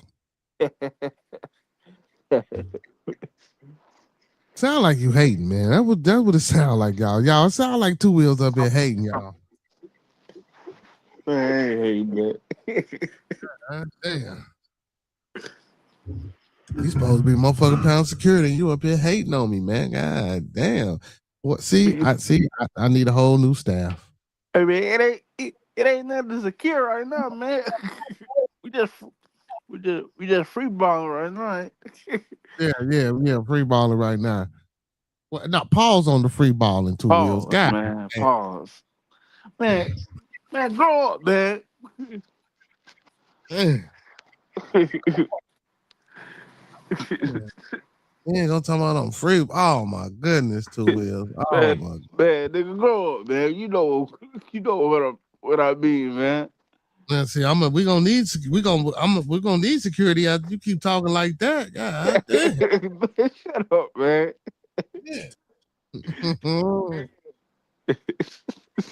No. Man, you can't say shit around. Yeah, he said you play handball. I ain't play handball. That shit hurt my hand. I wasn't smacking no goddamn ball off no wall. That why I couldn't do that shit. I couldn't play no handball, man. Smacking that ball, that wasn't my thing, man. She said, you know, the paper dolls, she said, you know, the paper dolls you gotta cut out and all that. Yeah, that was my precious toy. Paper dolls?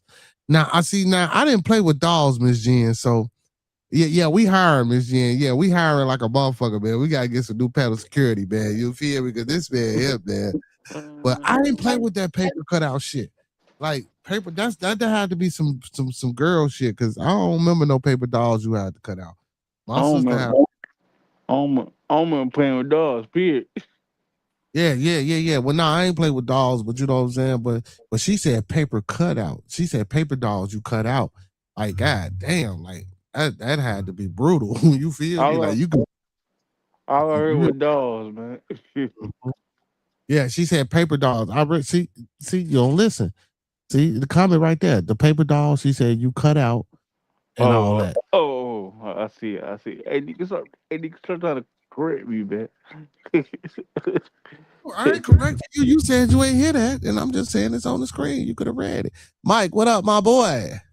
Mike Dunham, what happening? What happening, Mike? What's going on with you, man? How you feeling this evening, my boy? Hey, Mike, make sure you in the building Friday, man. Again, y'all, big special announcement, man. Listen, man, Boo London We'll be in the building Friday, man, 8/28, 9 p.m. Central, man. You feel me? For this dope ass interview we got coming up on Bearded Studios. You feel me? Then the following Saturday, we got YKG, the Young Prince. Who is why? Why? Hold on, y'all.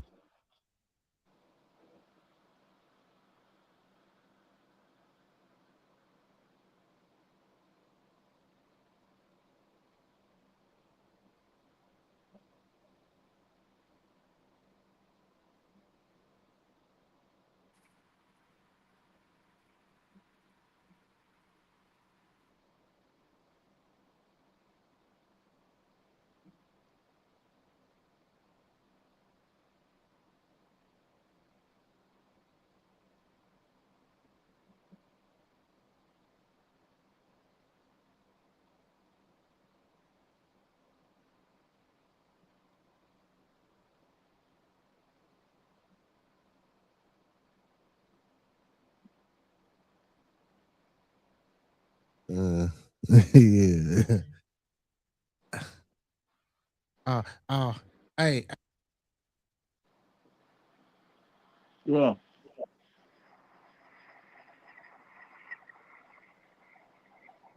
uh, yeah, yeah, Friday, G. Yeah, you gonna be here. Mhm. All right, all right. My bad, man. That was my co-host El Boogalooski. Yo. He say the girls wanted dolls, boys wanted dollars. This boy, he say cool and just getting off work. I'm be tuned in for the music. Yeah, man. Hey, like I say, man, Boo London, bro. We got an interview coming up, man. He was on the debut, man. Hey, the man, Nyce. You feel me? You know what I'm saying? The link is in the chat too, man. So if y'all want to go pre-check him out, you know what I'm saying? He hip hop, do a little rapping, a little killing, you know what I'm saying? A little drilling, a little this, a little that. But he got a little versatility. You got a versatility to himself. You feel me? Everything, man. Why is everybody calling me? Man, you a busy man. Damn. The fuck, man. Everybody want to hit my line up. Nah, hold on, y'all. Uh, Hello? Oh shit, then man, I'll call him back. Nah, that's my boy though. So man, also remember I told y'all I had the interview coming up. I gotta set this interview up with this with the alderman for the 20th ward. That's my boy, he do campaign manager. Shit, I forgot his name just that damn fast. Not my boy, but the dude that's running for the alderman. Got his name just that fast. But yeah, so he probably hitting me up about that. I already know what he hit me up. I'm gonna text him. But yeah, man, see, hey, you gotta stay busy, man. Gotta stay busy. No, but all these calls is business calls though, man. All these calls, you know what I'm saying? Everything calling my phone right about now, man. Got to be about some money and got to be productive and got to be about some building. You feel me? For real. Big facts. Yeah. You said they call about that extended car warranty. Now I ain't even got no motherfucking car right now. My truck's in the yard with a bad engine. So shit, they ain't call. But you know what? Too foolery. You ain't lying though, bro. I get them texts about about the warranties and shit like that. I be getting them texts and shit. I be like, man, I ain't even got the truck.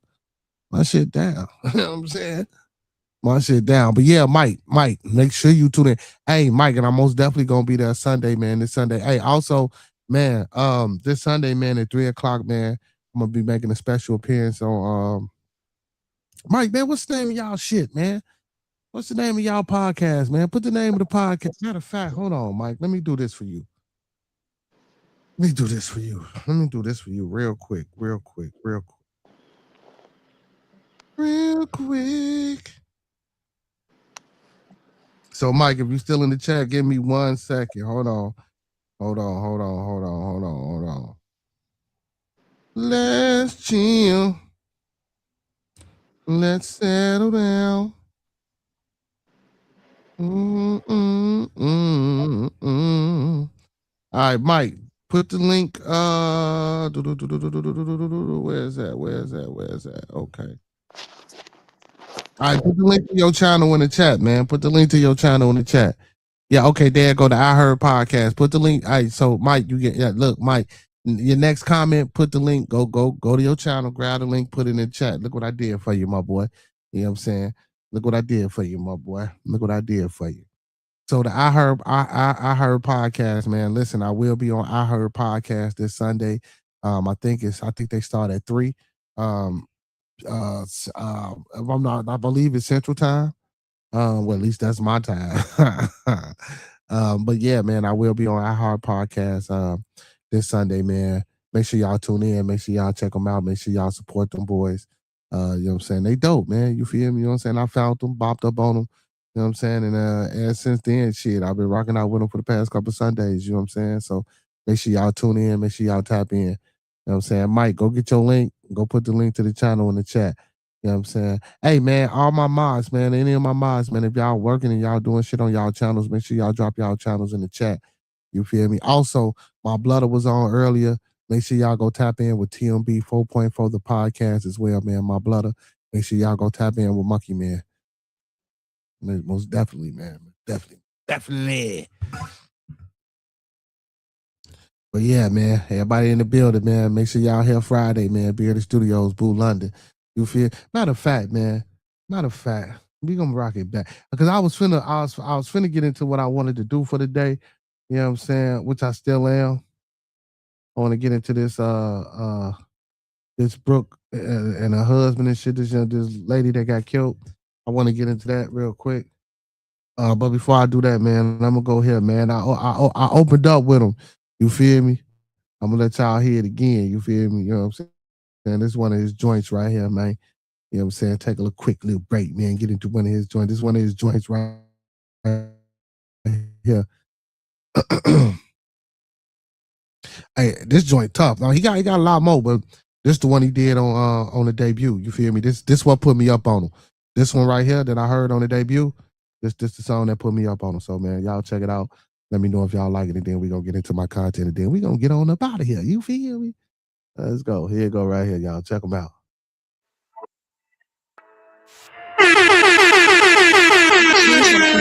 Change music. Like check.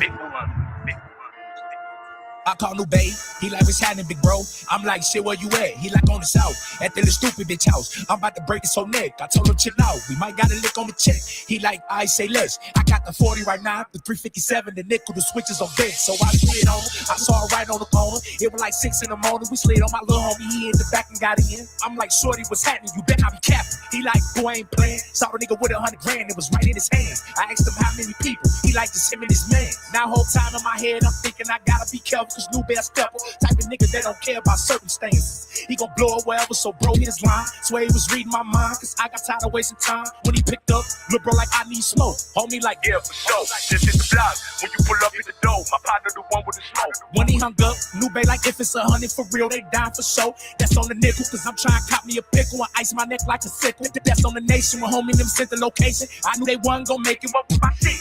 I had a bick with a stick, shit was about to get lit. That's when my little homie told me this nigga a bitch. He let the foe take his blick. That's when the phone rang, told him put it on speaker so I could tell if he was tweaking. But he sounded decent, real steady with his breathing. Cameron killer season. Where you at? I got a bustle to move, you ain't here in 10, it's a rap. In matter of fact, just bring whatever you got, I'ma plug you and double the sack. That's what my little homie told him, yeah, it's a bet. You know I stay with a tech.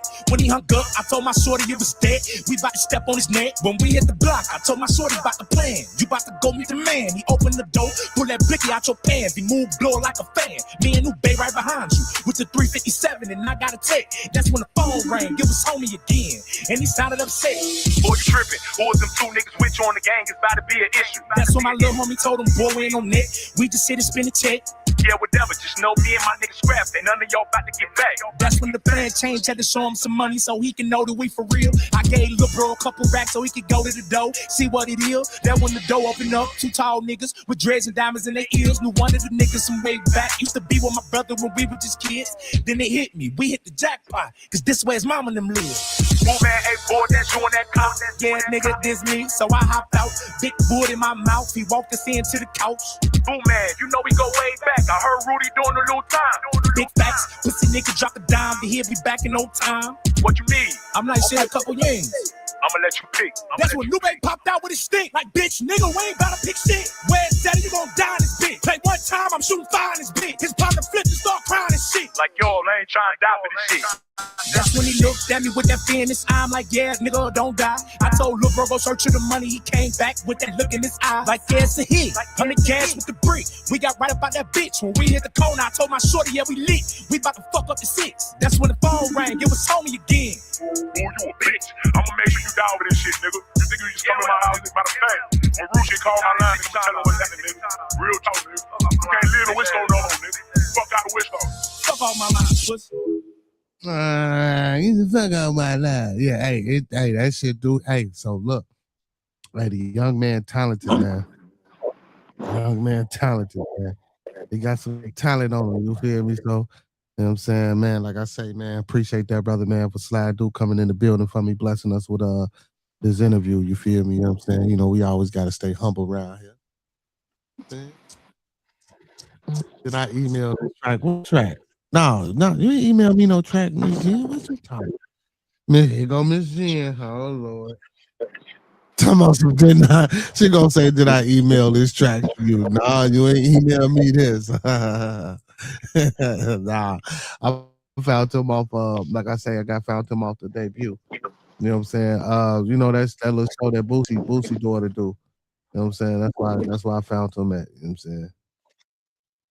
The fuck, bro? That's why I found him at. Saying something about, so hopefully, man, that same energy that he got on this track, you feel me, he bring that to the building. Hey, but before we get up out of here, man, you know what I'm saying, I want to get to this little case that Nancy covering right now, man. You feel me? Hey, it's still RP Nolan Wells. We still pushing for some type of conclusion, you know what I'm saying, to that case, to that investigation. You know, we still waiting on things. You know, toxicology then came back, you know what I'm saying? So things are being submitted to the grand jury. So we just waiting to see what the grand jury is going to say, and see if they're going to be able to, or if they're going to allow, the prosecution or the defense to, you know, push a criminal trial case. And if we can get some perspective, what's the word I'm looking for? Suspects. You know what I'm saying? So we'll see. But yeah, man, but it's a lot going on, man. So I want to cover more than just the Nolan Wells. There's a lot of things going on out here. There's a lot of people, you know what I'm saying, going through troubles and shit like that. So I want to tap into this one, man. This is the newest case that Nancy is covering. You know what I'm saying? Young lady got killed by her husband. You feel me? It's crazy, man. This should be crazy out here, y'all.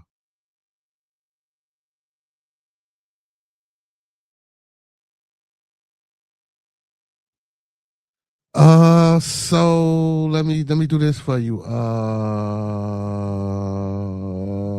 Where you at? Where is that? I got you. So right there go the link to his channel right here. There go the link to his channel, Tool Foolery right there. If you hit that link, you go check out all his music. She says, okay, making sure I did. I saw it on IG and thought he was gonna like it. No, you ain't sent that to me. So I seen him on the debut. That's how I found him as Jen. Found him off the debut. You feel me? I didn't hit Officer Tatum up too, y'all. He still ain't responded back. I hit Officer Tatum up for an interview. I'm a pick at him, man. I'm gonna try to be a net. I'm gonna get back in his inbox and hit him up and see if he'll give a small platform, you know what I'm saying? See if he give a small platform a little, you know what I'm saying, little 45-minute to an hour interview. But yeah, man, I'd have been all in Officer Tatum's inbox. So hopefully, man, he step out, hit me back, at least hit me back and say no or some shit, or hit me back and say, you feel me, woo up the bam and woo up the bam. So yeah, I'm trying to get Officer Tatum in the building. I'm working hard on that. You feel me? We got Boo London Friday. Like I say, sometime next week. I got the interview with the alderman for the 20th ward in Illinois coming up. You feel me? Then next Friday, man, we got YKG Young Prince. You feel me? Yeah, man. So you know, we doing our shit. We doing our shit. Main stage Dre, what up? What's cracking? What's cracking? Monk got up out of here, man. Monk had to get up out of here, Dre. You feel me? You don't be in the conversation now. You feel me? You know what I'm saying? But make sure you hit that like over there on my blood and shit. And come on over here, Dre. You feel me? I be seeing you out here in these YouTube streets, man. I know who you is and shit. I don't know if you know about your boy, but yeah, man. I be I be seeing you wilding and shit. You I be seeing you out here wilding and shit. You know what I'm saying? Uh yeah. There we go. And Mike, you see you got your wrench, Mike. Hey, and make sure y'all go check out the iHeart podcast, man. Like I say, I will be making a special guest appearance on them brothers show this Sunday.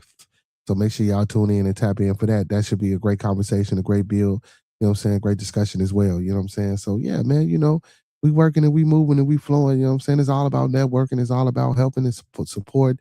Y'all know what I say, man. Sprinkle a little support on top, you feel me? Because it go a long way. You know what I'm saying? Just helping each other out, man. You know what I'm saying? And trying to build each other's platform and listen and try to, and another thing before I get into this Nancy Grace shit, man. Black media. Don't get me wrong. I know it's a lot of bullshit, like right, that's out here too, right? But black media, like even if it's just for good conversation and good intellectual discourse, or even if it's on just like the street, the ghetto gossip type shit, or whatever the case may be, we got to start supporting more black media, man, and encouraging and influencing each other to take it to the next level. To take it to the next step, you know what I'm saying, as far as with the aesthetics, as far as with the things that you talk about, as far as how you present your information and shit like that. You know what I'm saying? Man, we need to get on that, man. Black media is important, man. You feel me? It shouldn't just be the Don Lemons and the Roland Martins and the Candace Owens. You know what I'm saying? Candace Owens is in the Willie D's of the world. You feel me? We got a lot of small platforms that got good things going. So, man, we just gotta support each other, keep pushing each other. You know what I'm saying? And don't get me wrong, man. Like I really don't be on. I do, but I really don't be with the ruckus and the chaos too much. You know what I'm saying? When it comes to that type of shit, you feel me? With the sectors and all that, because again, I don't know nothing about that shit because that ain't my thing. You feel me? So what I try to do over here is the community family peace sector. And some shit that I came up with in my own little mind. You feel me? You know what I'm saying? Community peace sector because it's about the community. We try to provide peace. And you know what I'm saying? And it's all about family. You know what I'm saying? If you come over here, man, you feel me, you get a renter. You come over here and don't get me wrong, man. Of course, we gonna, we gonna have our little few words. What family don't have words and shit like that, but it ain't to the point where we on this motherfucker every day, all your mama, fuck your kids, calling CPS, talking about shooting and threatening, ride down, slide no niggas. We don't do all that shit, man. You feel me? You know what I'm saying? Not here. You know what I'm Yeah. saying? I ain't opposed to people who do it on their shit. You know what I'm saying? I just ain't into that. But we don't do that here, man. We try to, like I say, we try to be about community. We try to be about family and peace. You know what I'm saying? So yeah, but again, man, support each other though. That's the most important thing with the black media that we got now. You know what I'm saying? Some people say it's a little frivolous. Some people say it's a little bit too much. When I say black media, I mean really talking about things and really putting things out here in the world. You know what I'm saying? Trying to find solutions to underlying problems that our community and that the world, you know what I'm saying? I don't want to say thrive upon, but the shit that's in our way. You feel me? You know what I'm saying? That we trying to knock down, get around. You know what I'm saying? Yeah. Real shit, man. Black media, small platforms that presents good black media. We need to start supporting. So again, TMB a 4.4 the podcast. Big shout out to my brother. Make sure y'all tap in. Our podcast. Make sure y'all tap in. Hear the conversation. Make sure y'all tap in. Feel me, man. Just make sure y'all tap in. Hey, man, we got some ladies out there doing their thing too, man. Big shout out to Dr. Chocolate. You feel me? I fuck with her tough, man. I like what she do. You feel me? Like I can really watch Doc. You feel me? You know what I'm saying? Whether it's in the morning, whether she do all the shows. You know what I'm saying? Oh man, Miss Fear No Mortal. She real positive. I fuck with what she got going on. You know what I'm saying? It's a few ladies. You feel me that I rock with that I can sit back and watch their content. You know what I'm saying? That ain't got too much chaos going on. So yeah, man. Big shout out to all those people, man. That's on YouTube. Really, you know what I'm saying? Don't get me wrong. I ain't saying you can't come in this zone and have fun because that's what that's what it's for too. But yeah, but as far as like really with the content and really doing shit and having a direction and the movement and the goal, you feel me, to be reached. And man, big shout out to those people, man. Real shit. Real shit. Real shit. All right, most definitely, too. Most definitely, man. But let's get into this, Nancy, man. So we can go ahead and get up out of here ourselves. You feel me? Let's get into this. Uh-oh.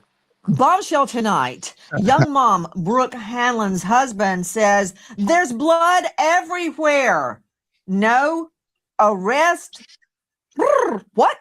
No arrest. A young mother stabbed dead on the second floor of her suburban home, and we don't have an arrest. What, is there a serial killer wandering around that suburban neighborhood?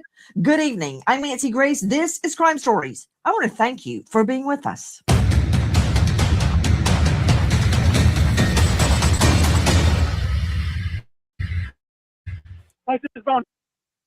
And that's crazy as hell too. Because if it's, trust me, y'all, suburban neighborhoods, motherfuckers be nosy. You feel me? So for nobody to know nothing, and that's worse than fucking Carmelo Anthony being on a fucking island. I said Carmelo Anthony. I do apologize. That's worse than the Nolan Wells young man being on the island with all them people and don't nobody know nothing. You feel me, man? Listen, Karens are Karen and like a motherfucker out here, bro. So if it's crazy if don't nobody know. My wife, I don't know what's going on. CPR, I need CPR, just instructions. Okay, so this the phone call. So this the husband on the dispatch. Man. Okay, she's not breathing or conscious? Oh my God, there's a laceration in. There it goes. No. Okay, sir, bear with me one moment. No. We're getting out there. Just stay on the line and need some more information, okay? No. I don't know if there's blood. I need you here. I need you here immediately. Sir, so she is bleeding and she's not conscious. Is that correct? No. Okay. Okay. Oh my God. Oh my God. Oh my God. Oh my God. All right, sir. Man, I'm loving this new Palisade. I ain't gonna lie to Wills. Just for hearing that, not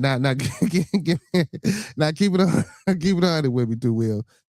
And I'm not laughing at the situation or the unaliving of this young lady because, you know what I'm saying, that's tragic. You feel me? I don't give a fuck again, man. You know, I keep it straight. I shoot straight. You feel me? I hate when anything like this happens. But Two Wheels, keep it 100 with me. Just from listening to that 911 dispatch call, what you think about that call with him talking to the operator?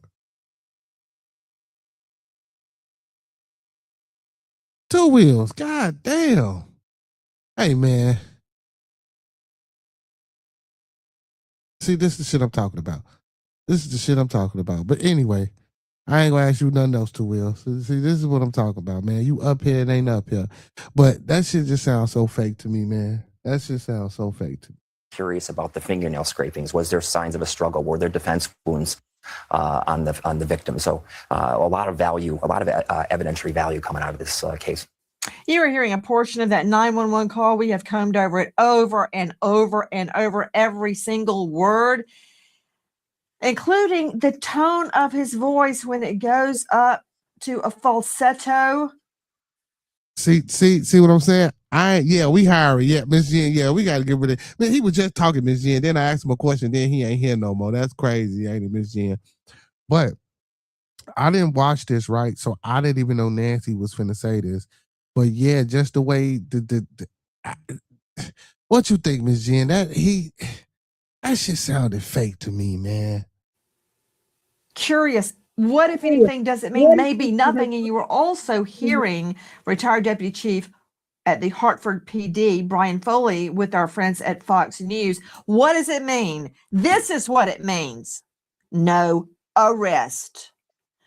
Listen to this. But it's been 2 months since 35-year-old Brooke Hanlon was killed in her Chester, New Jersey home, and there has still not been an arrest. There has been very little information released about this case, which I think has left a lot of people wondering, does that mean that they have someone that they have their eye on and they're building a case?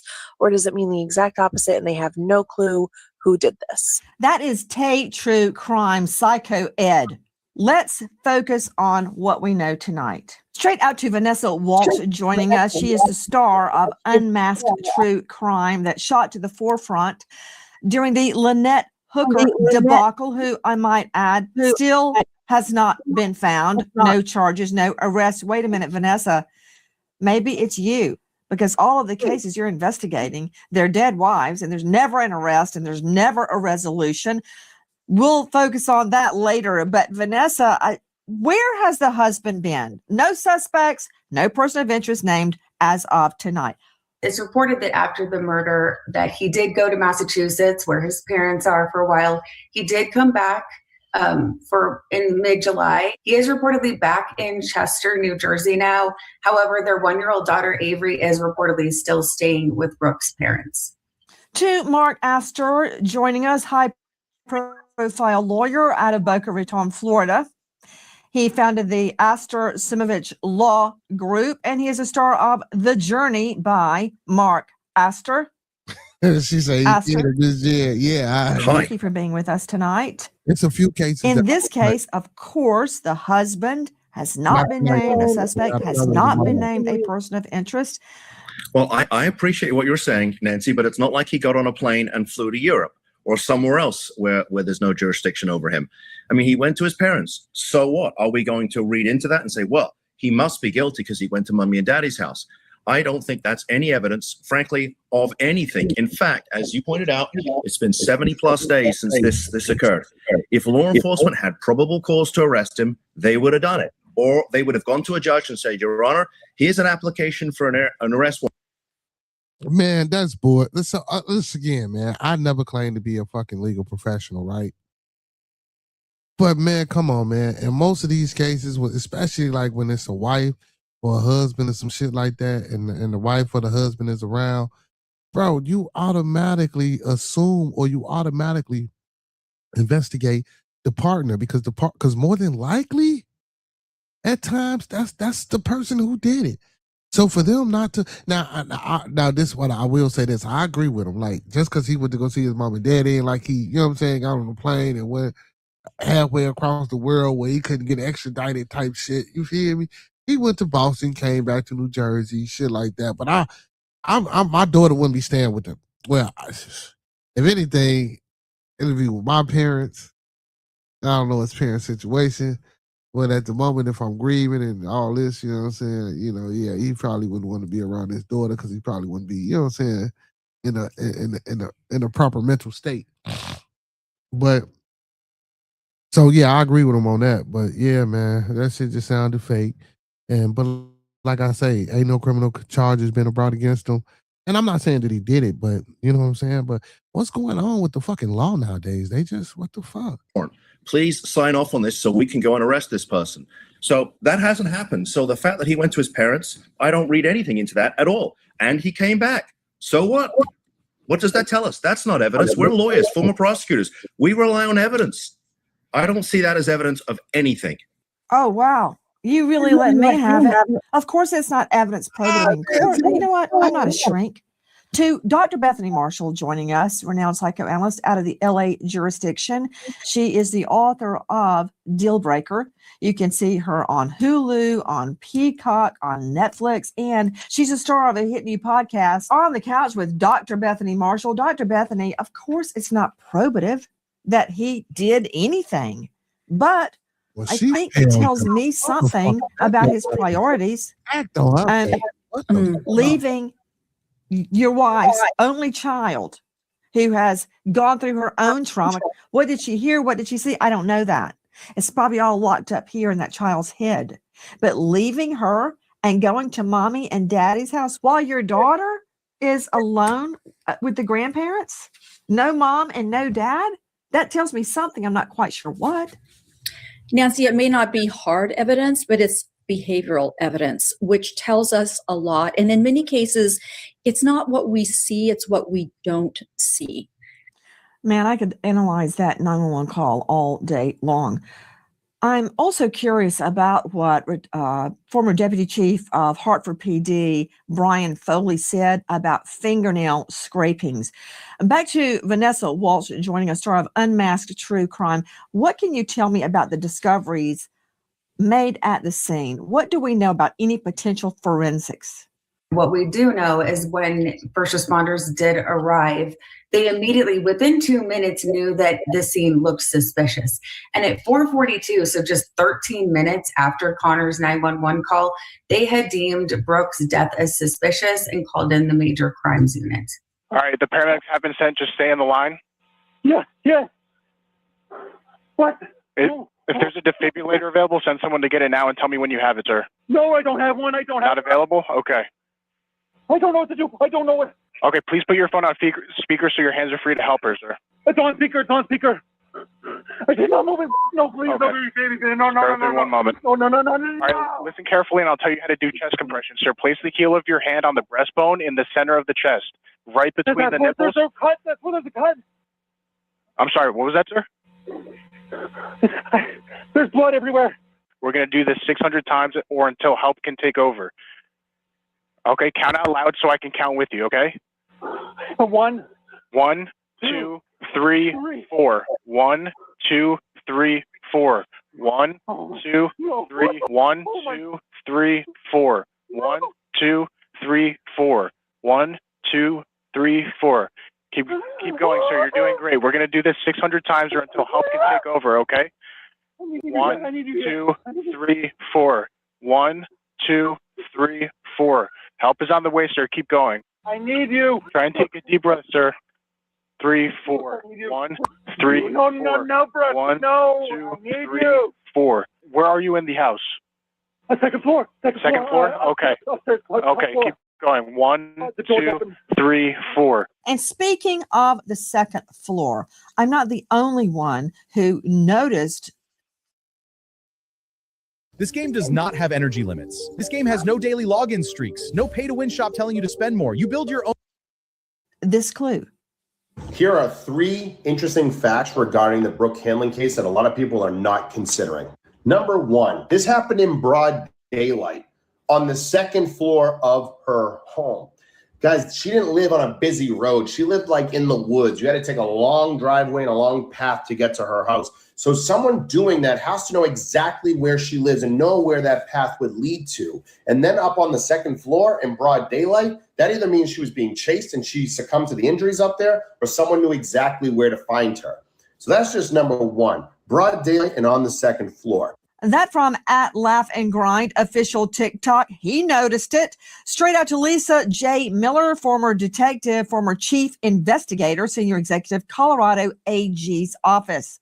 Lisa, thank you for being with us. Let's address his observation. And 9 times out of 10, things like that, especially if it shows no sign of breaking and entering or something like that, either she let the perpetrator in, or the perpetrator knew her and they were already there, or they had access to, the property or to the apartment to be able to get it. I mean, I like a lot of these things, man, simple assessments, whatever the case may be. So, I can't see them not looking at him as a suspect. Now, whether they want to come out and say it or not is another thing, but I just can't see them right now not considering him as a suspect, because usually, like I say, the person of interest in things like this be people that are close to you. You know what I'm saying? What'd you say, Ms. Jen? She said, apart from that, that he's the husband, just because he's the only former witness as an open case, the usual request the authority makes it for the implicated individual not to leave the city. And they usually do. See, but again, by him not being, and this is what I'm saying. So Nancy might, and I ain't saying she ain't pushing, because this is what she do. But if he ain't been formally charged, or if he ain't under investigation, that's what they do tell you. You know what I'm saying? Make sure you don't leave. You know what I'm saying? If we need to get in contact with you, you know what I'm saying? You always hear that shit. You know what I'm saying? Don't leave the state. Feel like That she was tucked away up on the second floor, which means an intruder would have to come in, no forced entry, not setting off a burglar alarm, make their way up to the second floor and find her. There's no sex attack. There's no robbery. There's no burglary. Find her and murder her and get out before the husband could get back from buying an auto part. What does that say? What inference can we draw from that? What, if anything, does it prove? You're seeing the home from our friends at Fox News. Hit it, Lisa. Well, we can't make a lot of inferences here because there's a lot of facts we don't know. Her being located in the bedroom would make me wonder and start asking questions. And I'm sure investigators are doing all these things. The sad part of this is right now is those of us out here in the public sphere, we just don't have a lot to go on. We can speculate about a lot of things here, but we just don't have a whole lot of things to look at and judge from facts because we're not getting facts. Straight out to Dave Mack, joining us, Crime Stories investigative reporter. Dave Mack, it was my understanding that there was no forced entry, no burglar alarm went off, 911 was called. I mean, 2 + 2. See, that's what I just said. No forced entry, no burglar alarms, and they had one. That's why I say either motherfucker knew her or she was familiar with the person, or she knew the person and she let the person Still in. equals 4, doesn't it, Jackie? Yeah, okay, it does. Nothing changed overnight. He called 911. No burglar alarm was activated. Nothing was tripped to call investigators or police to the scene. So no burglar alarm went off. We understand there was no forced entry and the autopsy is done. Nothing was stated about a sex attack. Also, from what we are learning, there was no struggle in the foyer or the entrance. Let's see the picture or the video of the home again, where you come in the front door. Nothing seemingly was amiss there. As you see, the glass is not busted. There's no pry marks on the door. We don't have fingerprint dust, the dark fingerprint powder all over the door, the handle to find out who came in, because there was no forced entry. Dave Mack. That's what we have right now. And see, when we first started covering this, Nancy, I was looking at the entry, because I thought if it was an attack from somebody she didn't know, then maybe she was fleeing upstairs because she was found upstairs in the master bedroom. But Nancy, when you get down to this, you've got blood just up. See, but then now she was fleeing from this shit. You would have blood everywhere. If she bleeding the way he screaming on that damn phone call with the 911 dispatch operator, that means blood would be all throughout the damn house. Even if she was getting chased and she got chased in the house, blood would be in more than just the bedroom. In the master bedroom, we're not told of it being anywhere else. And as you mentioned, there's no sign of any kind of a scuffle happening in the entryway. So we're just up on the second floor of a house that's not like sitting side by side with other homes. You had to know where it is. And again, nothing stolen either. It isn't a robbery gone wrong. This is actually, you hate to say, but targeted. It had to be. And we've got Connor handling, which we still don't know exactly when he left to go to the auto parts store. We don't know exactly when he returned. We just know that he called 911 at 4:29. Let me see that aerial view you were just showing me. It's a heavily wooded area. And as we were hearing earlier, and they got to stop. If he went to the auto parts, did he buy something? Look at the fucking receipt. It gives the time. There are trails leading to this home through the woods. You kind of have to know where you're going to find it. Let's see the overhead view. There you go. See her home in the midst of all of those trees. Who would have the motive to go through those trees to get to Brooke Hanlon up in her room on the second floor of the home and kill her? Dave Mack, isn't it true that there is a room in the basement? I wonder if there's an entry there that is the same level as the garage in the home. Dave, let's take a look at that picture again of the home. Wow, that's amazing. You're right. There is a possible entry into that basement that somebody who, again, you mentioned the pathways, Nancy. Whoever did this knew where they were going and knew what they were getting into. So yeah, they could have gotten in from the basement and gone up, as maybe they were lying in wait until Connor left.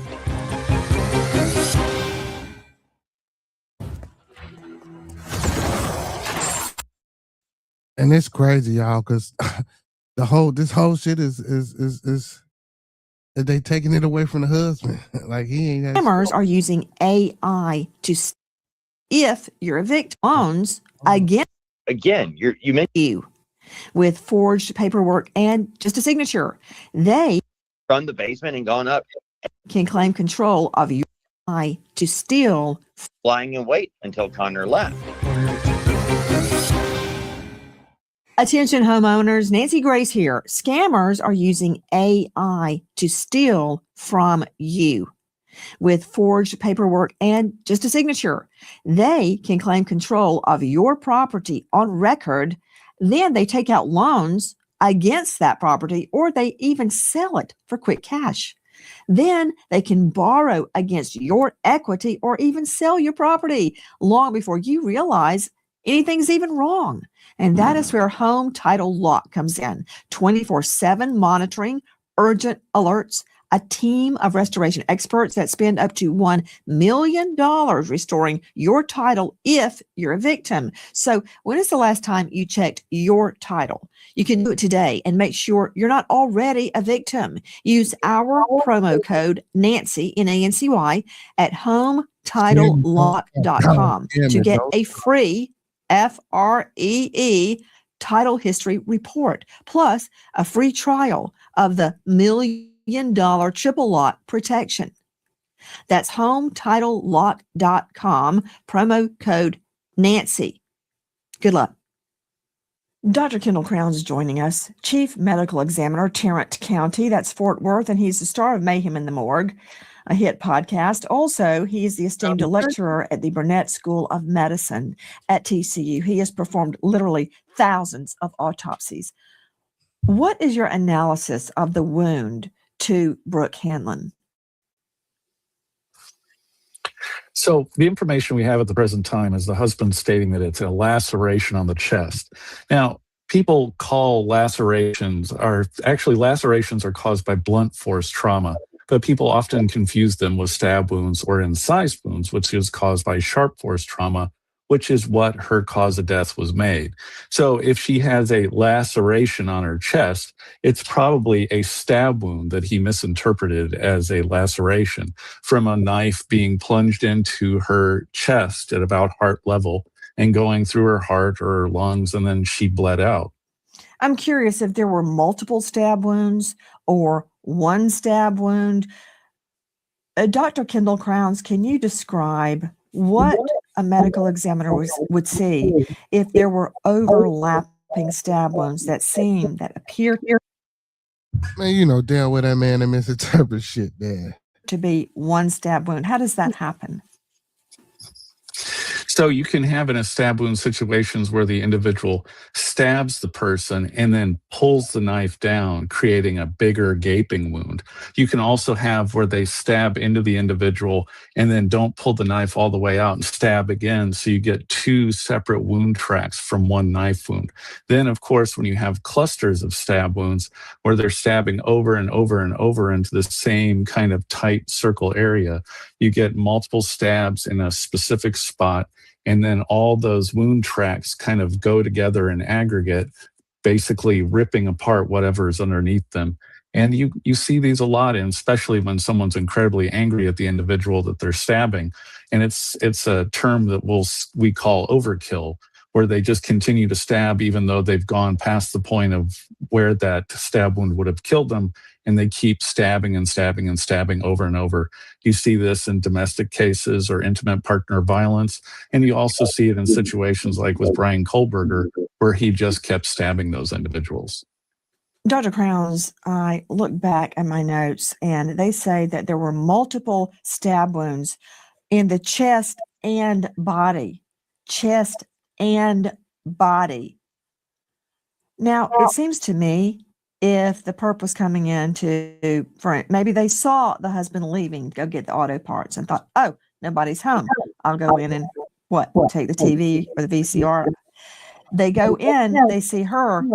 Now, this is anecdotal, Dr. Crowns, but in my experience, when a burglar breaks in, they see a person, they leave, they run, and pray to God they don't get identified. It's very rare when a true burglar, comes in and stabs the victim when they are found. So Whether you're nearsighted, farsighted, or need reading glasses, Xiaomi's new AI smart.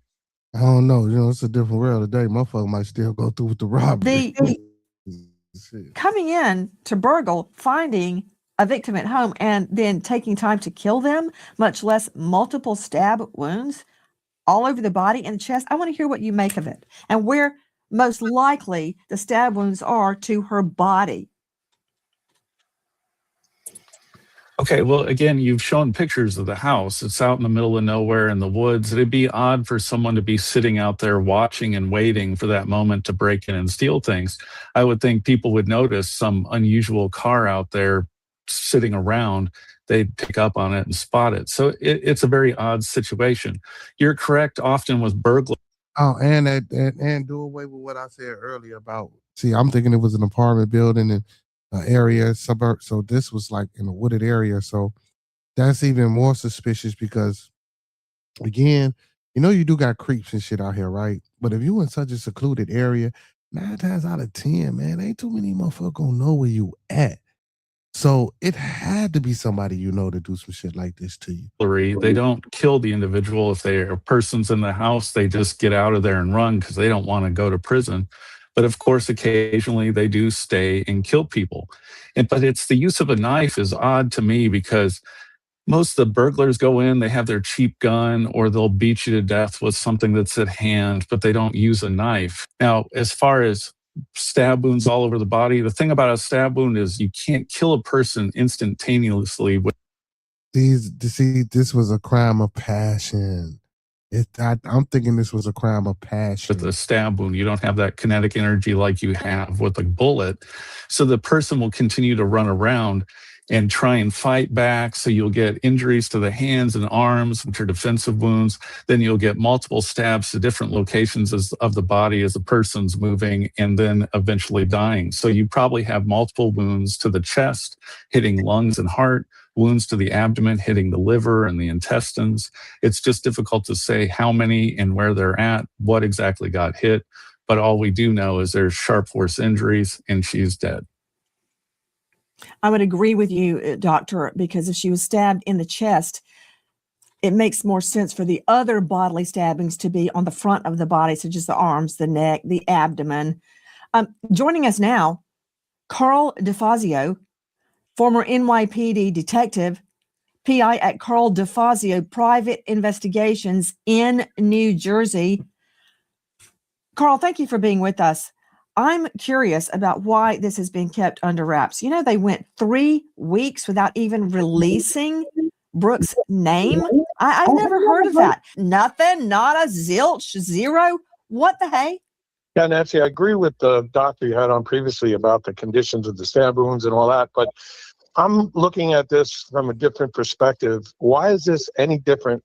Why is it being handled anything different than another homicide that happens, unfortunately, in this country quite often? Why are we investigating this differently? What are we missing, right? Why aren't the police doing this basically the way they do it in every other celebrity or non-celebrity murder, right? What's going on, right? To your point, why is it 3 weeks? Why did it take so long to interview the neighbors? What about the crime scene? Was there a weapon found? Was it a household weapon? It's a big difference between lacerations and stab wounds. And it's fortunately, I guess, it's not easy to kill yourself or kill someone unless you're in a fit of rage or you're a professional and you know what you're doing. So I don't think it's a burglary. Is there any signs of burglary? Is there any signs of break-ins? That's the point where I'm getting to. Why is it not out there that this isn't a break-in, no signs of break-in, no signs of this? They're not giving us anything. So that tells me they're holding something back. Now, is it something that the family agreed upon they don't want out there? These are all speculations on my point, as well, on my behalf. Is it something that they don't want out there for the sake of, embarrassing the family or whatever? The husband's not a person of interest or a suspect, nothing? Why is this any different than anything else? We're missing something. And they know what that something is. That ME's report will speak volumes. That's key to me. Is it lacerations? Was an aorta punctured? Were there any defensive wounds, like your previous caller said? I don't know. These are things that ME's report. What actually was the cause of death? Did she bleed to death? Or did she puncture her carotid artery with the knife? Or did someone puncture it? You know, who benefits by this girl's death? I would check everything. That's what a basic investigator does. Who's on the will? Who's on the insurance? Who's the last person to talk to her? Who's in the house? Carl DeFazio, former NYPD detective, PI at Carl DeFazio Private Investigations in New Jersey, joining us tonight.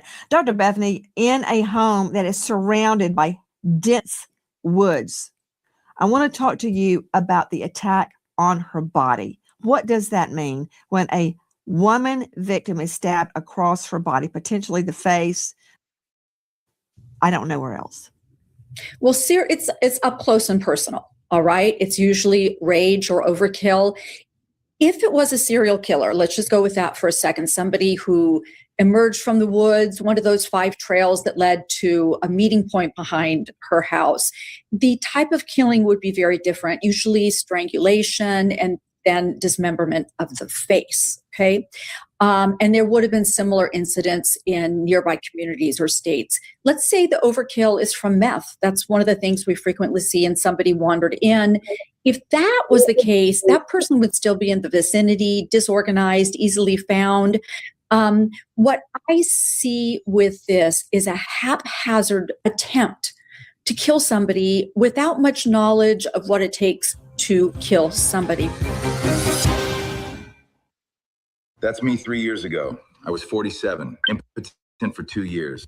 I mean, usually when people kill people, you hear me, you know what I'm saying? Nobody really has that knowledge of how to kill motherfuckers. You feel me? So, of course, a lot of times these things be done sloppy. Hi, guys. Nancy Grace here. Please join us on Crime Stories and stream it first on Fox 1. When breaking crime news develops, we investigate it and... Thank you, friend. To former detective, former chief investigator, senior executive Colorado AG's office, Lisa Miller, with us tonight. Lisa, I'd like to hear your thoughts on the husband's alibi.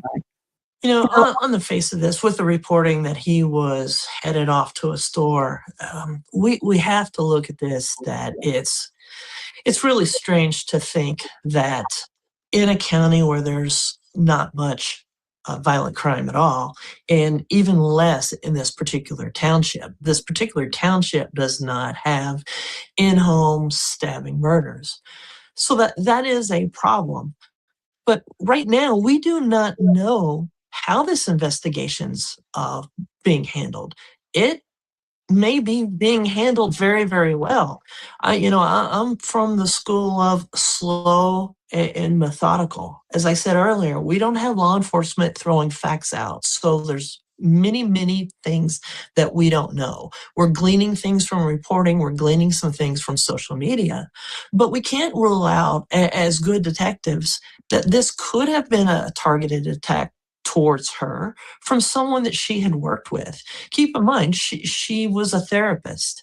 And in taking a look at who may have targeted her, talking about slow and methodical, the privilege of her clients did not die with her. They still have privilege.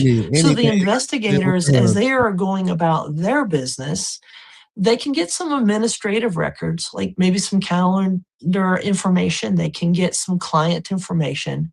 But if they are finding or hearing through their investigation that there is a client that had boundary issues with her, where she had talked to him, to get to her therapist notes in those records, they have to go through a judge. They're going to have to present pretty relevant type facts. And even with that, a special master is going to have to go through these records to see what law enforcement can gain access to. It's a prudent investigation for law enforcement, for these detectives to come through and not only investigate this husband, because we all know the statistics of that, but we also have to look at alternate suspects and rule those out. Otherwise, that detective and the prosecutor are going to get creamed if this ever goes to trial. Number 2, why did Chester, New Jersey officials wait 3 weeks to release the name of the victim being Brooke Hanlon? It does make some logical and strategic sense, because if you're in a small town where crimes like this typically do not happen, it can cause chaos, it can cause people to freak out. I can understand it, but 3 weeks? There's people finding out about this case now that live in New Jersey. Last but not least, the 911 call recording. This 911 call was made by Connor, the husband. Now, originally when he got there, he said, I don't think she's breathing. I need instructions on CPR. When he said that, the automatic detail recorder that most dispatchers have nowadays, so when you're on the phone and they're spitting out information, they take notes automatically while you're trying to speak to the person on the phone. According to this automatic detail recorder and reporter, they looked at it as a cardiac arrest because he said she wasn't breathing. So they said cardiac arrest. As they continued to talk, and then Connor realized there was multiple sharp force wounds to her body, it then turned to a possible suspicious you-know-what, if that makes sense. Straight out to Mark Astor joining us. He is a renowned criminal defense attorney out of the Boca Raton jurisdiction and founded the Astor Simovich law firm. Mark, thank you. And I want to say this, because if she did have those puncture wounds and she was bleeding and you pumping on her chest, I'm thinking, shit, you ain't doing shit but pushing the blood out of her quicker. You feel me? You should probably be trying to find a stab wound and, you know what I'm saying, find something to put over it and you know what I'm saying, and compress that wound. Thanks again for being with us tonight. I want you have handled. Oh, by the way, that's from @LaughingGrind Official on TikTok. I'd like to hear your analysis. And believe me, yes, statistically, we look at the husband first and look at the wife first when the husband is killed. But we can't close all avenues of investigation. I mean, look at Brian Kohberger. Who would have thought a seemingly unrelated PhD student at a different university was responsible for 4 brutal murders? If cops had honed in on boyfriends, ex-boyfriends, girlfriends, ex-girlfriends, that we may not know the truth today. So we cannot close avenues of investigation. I want to hear your thoughts on that. Well, I agree with you, Nancy. I mean, there's a whole lot of speculation here. You know, we hear the 911 tape, and to me, he sounds like a panicked husband. And the first thing he says is, I found my wife. When the paramedics get there, he repeats that statement. I found her. Now, either he's very conniving and he's, you know, creating his own defense, or he really did just find her. Now, the idea that this was not a burglary gone wrong, because there's no sign of forced entry, I respectfully disagree with that. How do we know that this was not just a crime of opportunity and she was in the wrong place at the wrong time and a struggle broke out? Well, how do we know that it was actually a knife? I agree she was stabbed. Do we know that it was a knife? Do we know that maybe there was a pair of scissors and a fight broke out and she was stabbed with something else other than a knife? I don't think we know that yet. Now, if there was a struggle, I would have to presume, like in the Kohberger case, there was some DNA evidence. I mean, it seems like this has taken a little bit of time to get that DNA evidence, which hopefully would reveal who she potentially had a struggle with. And if it was really the husband, if it was really Connor, don't we think he would have been arrested by now if they had his DNA under her fingernails? So there's a lot of unanswered questions here.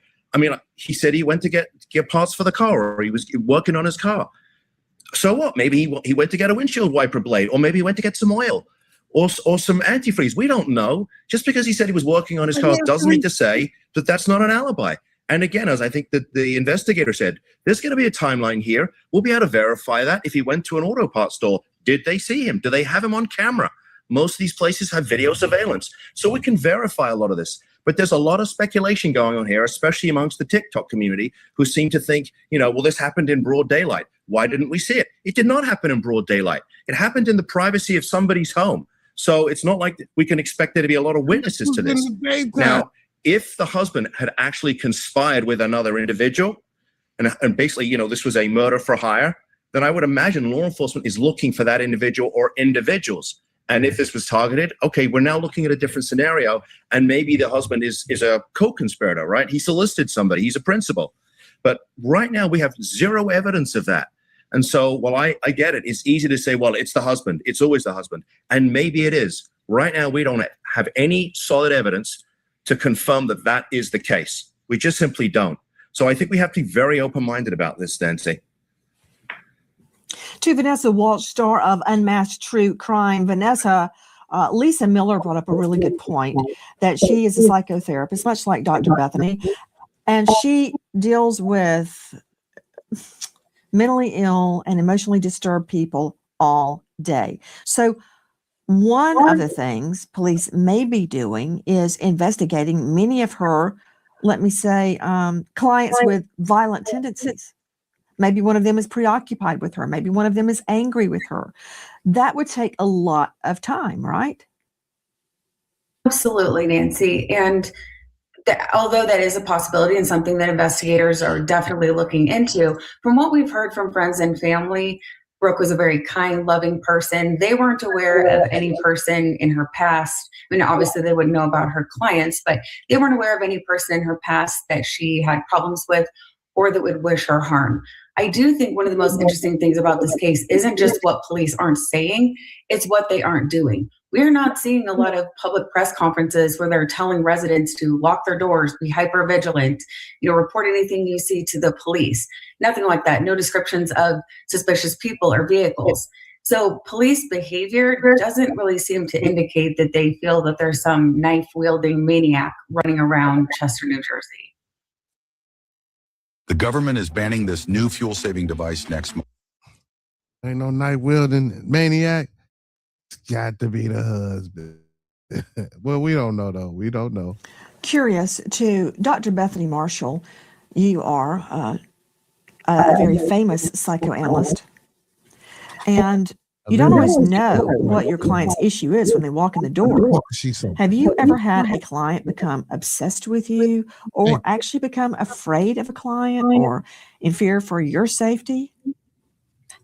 Several times. And it's compounded by the fact that not only do they come into my office, but they see me on television. So that just entrenches the obsession. One actually called my licensing board and said, I can't remember what, something like, Dr. Marshall won't return my calls. Well, the fact is she called me 100 times in one day. What I would say about this case is my experiences of feeling stalked were shared with my spouse and my friends, my neighborhood, because we always have to be careful about somebody coming to our door. My husband's a judge, so they have to take special precautions as well. So did she tell anyone in her close circle that she felt, compromised or endangered? Yeah, HIPAA is a thing and confidentiality is a thing, but that does go out the window when you feel you are endangered. And the other thing is, we are not required to treat patients who compromise our ability to provide good care, meaning that they make us feel scared or unsafe. She does telehealth, right? She's working out of her house. If it was an unstable patient, they would know exactly where she is. But only her husband would know if she felt threatened. And one small thing too, those cars seem relatively new. And I don't know about you. I remember my dad and brother working on our cars and going to the automobile shop. And it was a thing back in the 80s and the 90s until there were computers installed in our cars. And it's not so easy anymore. What was he working on? Does he have a history of working on the car? Had they ever seen him before in that auto shop? Was he really purchasing something that would be appropriate, like a part that would be appropriate for a more modern day car? There's a lot to analyze there, as there is with so many parts of this case. Hi guys, Nancy Grace here. Every day, living expenses keep climbing higher and higher. You can work on cars now, you know what I'm saying? Don't get me wrong. I do agree that a lot of these cars are computerized and more modern now, but yeah, man, like serpentine belt, alternator starters, you know what I'm saying? Changing plugs, certain simple little shit, you feel me? That you could do on top of the car. Yeah, you can still do those things. So a lot of times, man, like these cars ain't all computerized. And then again, if you got an older model car, but she said it, and just because the car looked fairly new, meaning it could just meant it was in good condition. You know what I'm saying? There's really no better time to find out how much you could save. Ditch the 20% interest rates on credit cards for, repeat, 866-NANCY, and good luck. If you know or think you know anything regarding the murder of Brooke Hanlon, please dial 973-267-2255.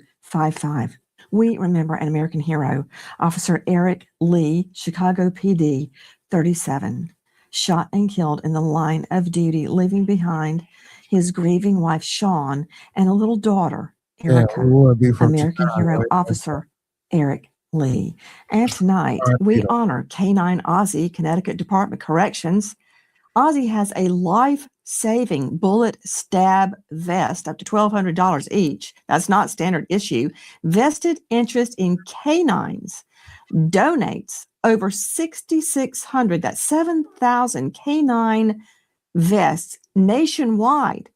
Help protect the canines who risk their lives to save ours. Plus, they donate Narcan and first aid kits. Thank you, Vested Interests. I want to thank all of our guests, but especially you for being with us tonight and every night. Nancy Grace signing off. I'll see you tomorrow night. And until then, good night. Man, see, appreciate that. But yeah, man, this young lady, man, that's crazy, man. Young lady got. And again, like I say, man, that's up there where she stay at in the woods. Now, so the thing about, her clients coming to her house, that's a big thing. You know what I'm saying? That's a big issue. So if clients are coming to the house, you know what I'm saying, more than likely it could have been a client. So, we don't know, like he could have went to auto parts store, and then who knows if she was seeing clients that day. Again, but see, again, that would be more of a conversation that you can have with him. Like when you left the crib, did she say anything about seeing a client? Was a client there? Was a client on the way? Go up to Bam, and if so, do you know the client? Have you seen the client?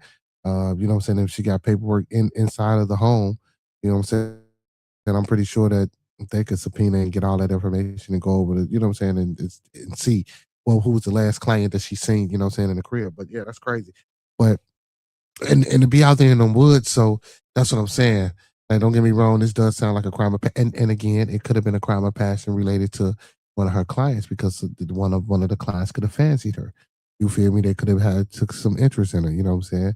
I don't think these things are common, especially when it's a therapist or a person that you can find in and things like that. But it's at your home. See, this is what. But people are. You know what I'm saying? But this at her home, and they knew her husband was there. See, and that's what I'm saying. They knew the husband was either there or around. Like, so I just can't see. Even though stranger shit has happened, but I just don't see no client stabbing this lady. You know what I'm saying? I believe that phone call was fake, over exaggerated. You know what I'm saying?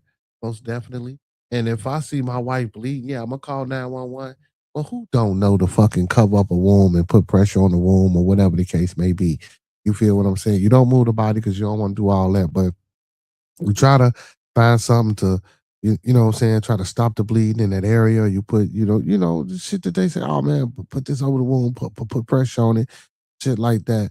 You feel me? Now, he couldn't have performed CPR if she was bleeding all over the place and she was stabbed everywhere. You feel me? Because pumping on the chest or pumping on the body would have just helped the blood come out quicker. So that wouldn't have been a good thing. So maybe, hopefully, he didn't perform CPR. But again, in a situation like that, I'm not saying that he did it or he didn't do it, but in situations like that, if he didn't do it, he could have been panicking. He don't know what's going on, type shit. So yeah. He ain't a person of interest. The husband ain't a person of interest. And like they say a lot of times, the stats do show and do say that the husband does, you know what I'm saying, do these things. But listen, man, I hope they found out what happened to her. You feel me? I hope he didn't do it. So I know Nancy gonna be reporting on this. So, when Nancy get down on it, we will be bringing you the facts. I'm gonna try to find some other things if I can about it. I don't do TikTok, y'all, but I will get on TikTok and see if we can find some shit on TikTok. You know what I'm saying? Because these TikTok investigators be on point, especially old girl that's with the Nolan Wells situation, man. They just found out that the grandfather was actually on the island. I might bring that to y'all tomorrow. You know what I'm saying? The grandfather was actually on the island. So this should be crazy. Big Stacks, what up, my boy? You feel me? So the grandfather was actually on the island. And he knew the damn the captain and shit. So a lot of things is unfolding with the Nolan Wells. So hopefully, you know what I'm saying, we able to figure some things out with that as well. Like I said, the toxicology report that came back, they got it to the grand jury. I don't know the procedure with the defense or the prosecution or the parents seeing anything.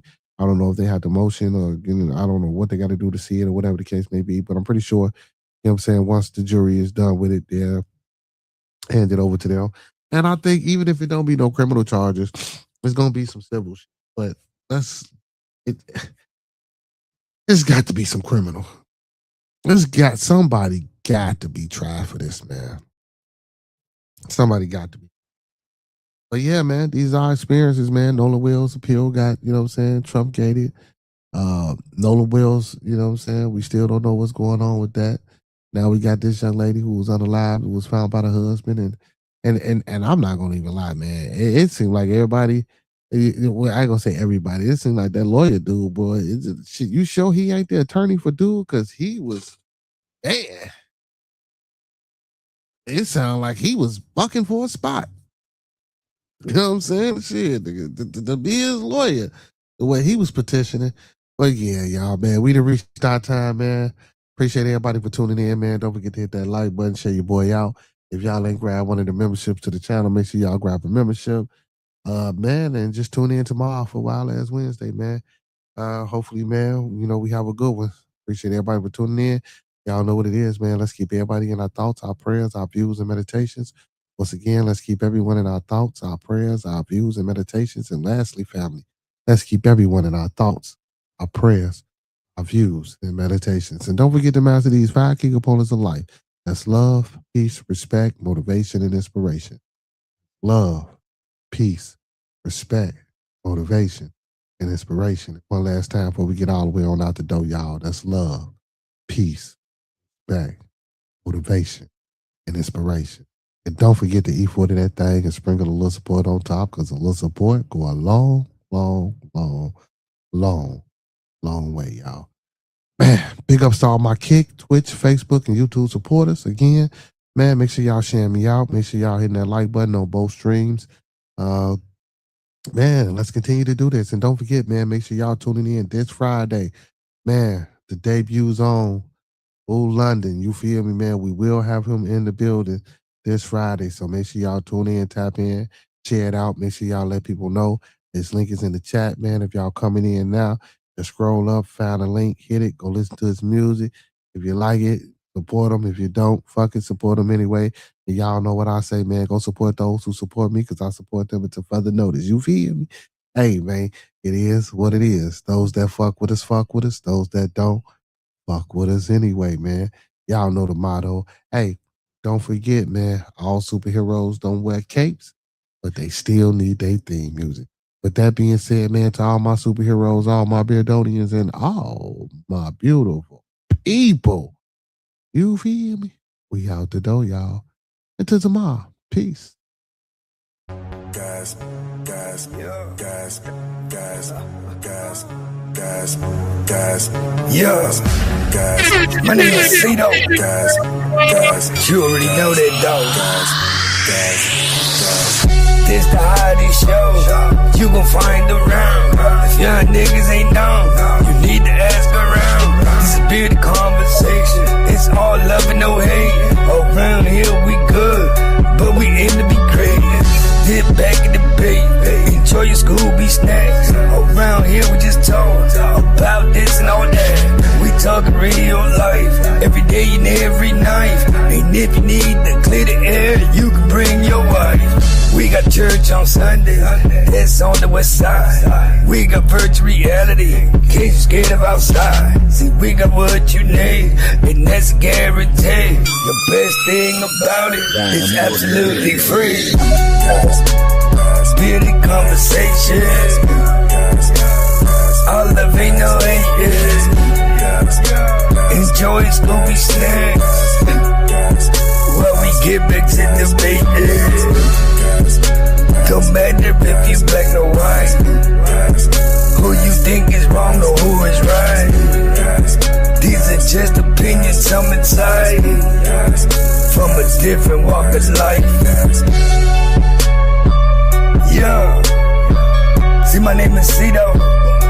Hit that like button, share, subscribe, buy this man a coffee. Don't forget to lead over follow. Don't forget to love those that love you. And don't ever forget that you ain't never been richer than you are right now.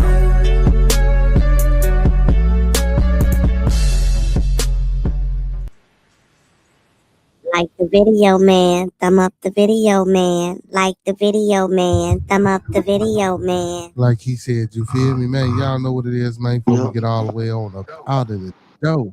You feel me? Hey, it's not this nigga Two Wheels want to pop back. But man, y'all know what it is, man. Before we get all the way on up out the door, man. Listen, y'all. Hey, when we come together, may we always meet on the level. Once we in each other's presence, may we always be humble and plumb. And when we leave each other's presence, may we always part on the square. Some more to be, some more to be, some more to be, some man be, family. Peace. Y'all know what it is, man. Same brown time, same brown channel. Y'all come brown now, you hear? You feel? Hey, man, till tomorrow, Wild Wednesday. Peace, y'all. We out. Yes, sir. Who that? Naomi. What's going on, Miss Naomi? Make sure you, hey, Miss Naomi, make sure you tune in tomorrow. Make sure you be in the building Friday, y'all. Don't forget, man. We got Boo London. We'll be in the building Friday.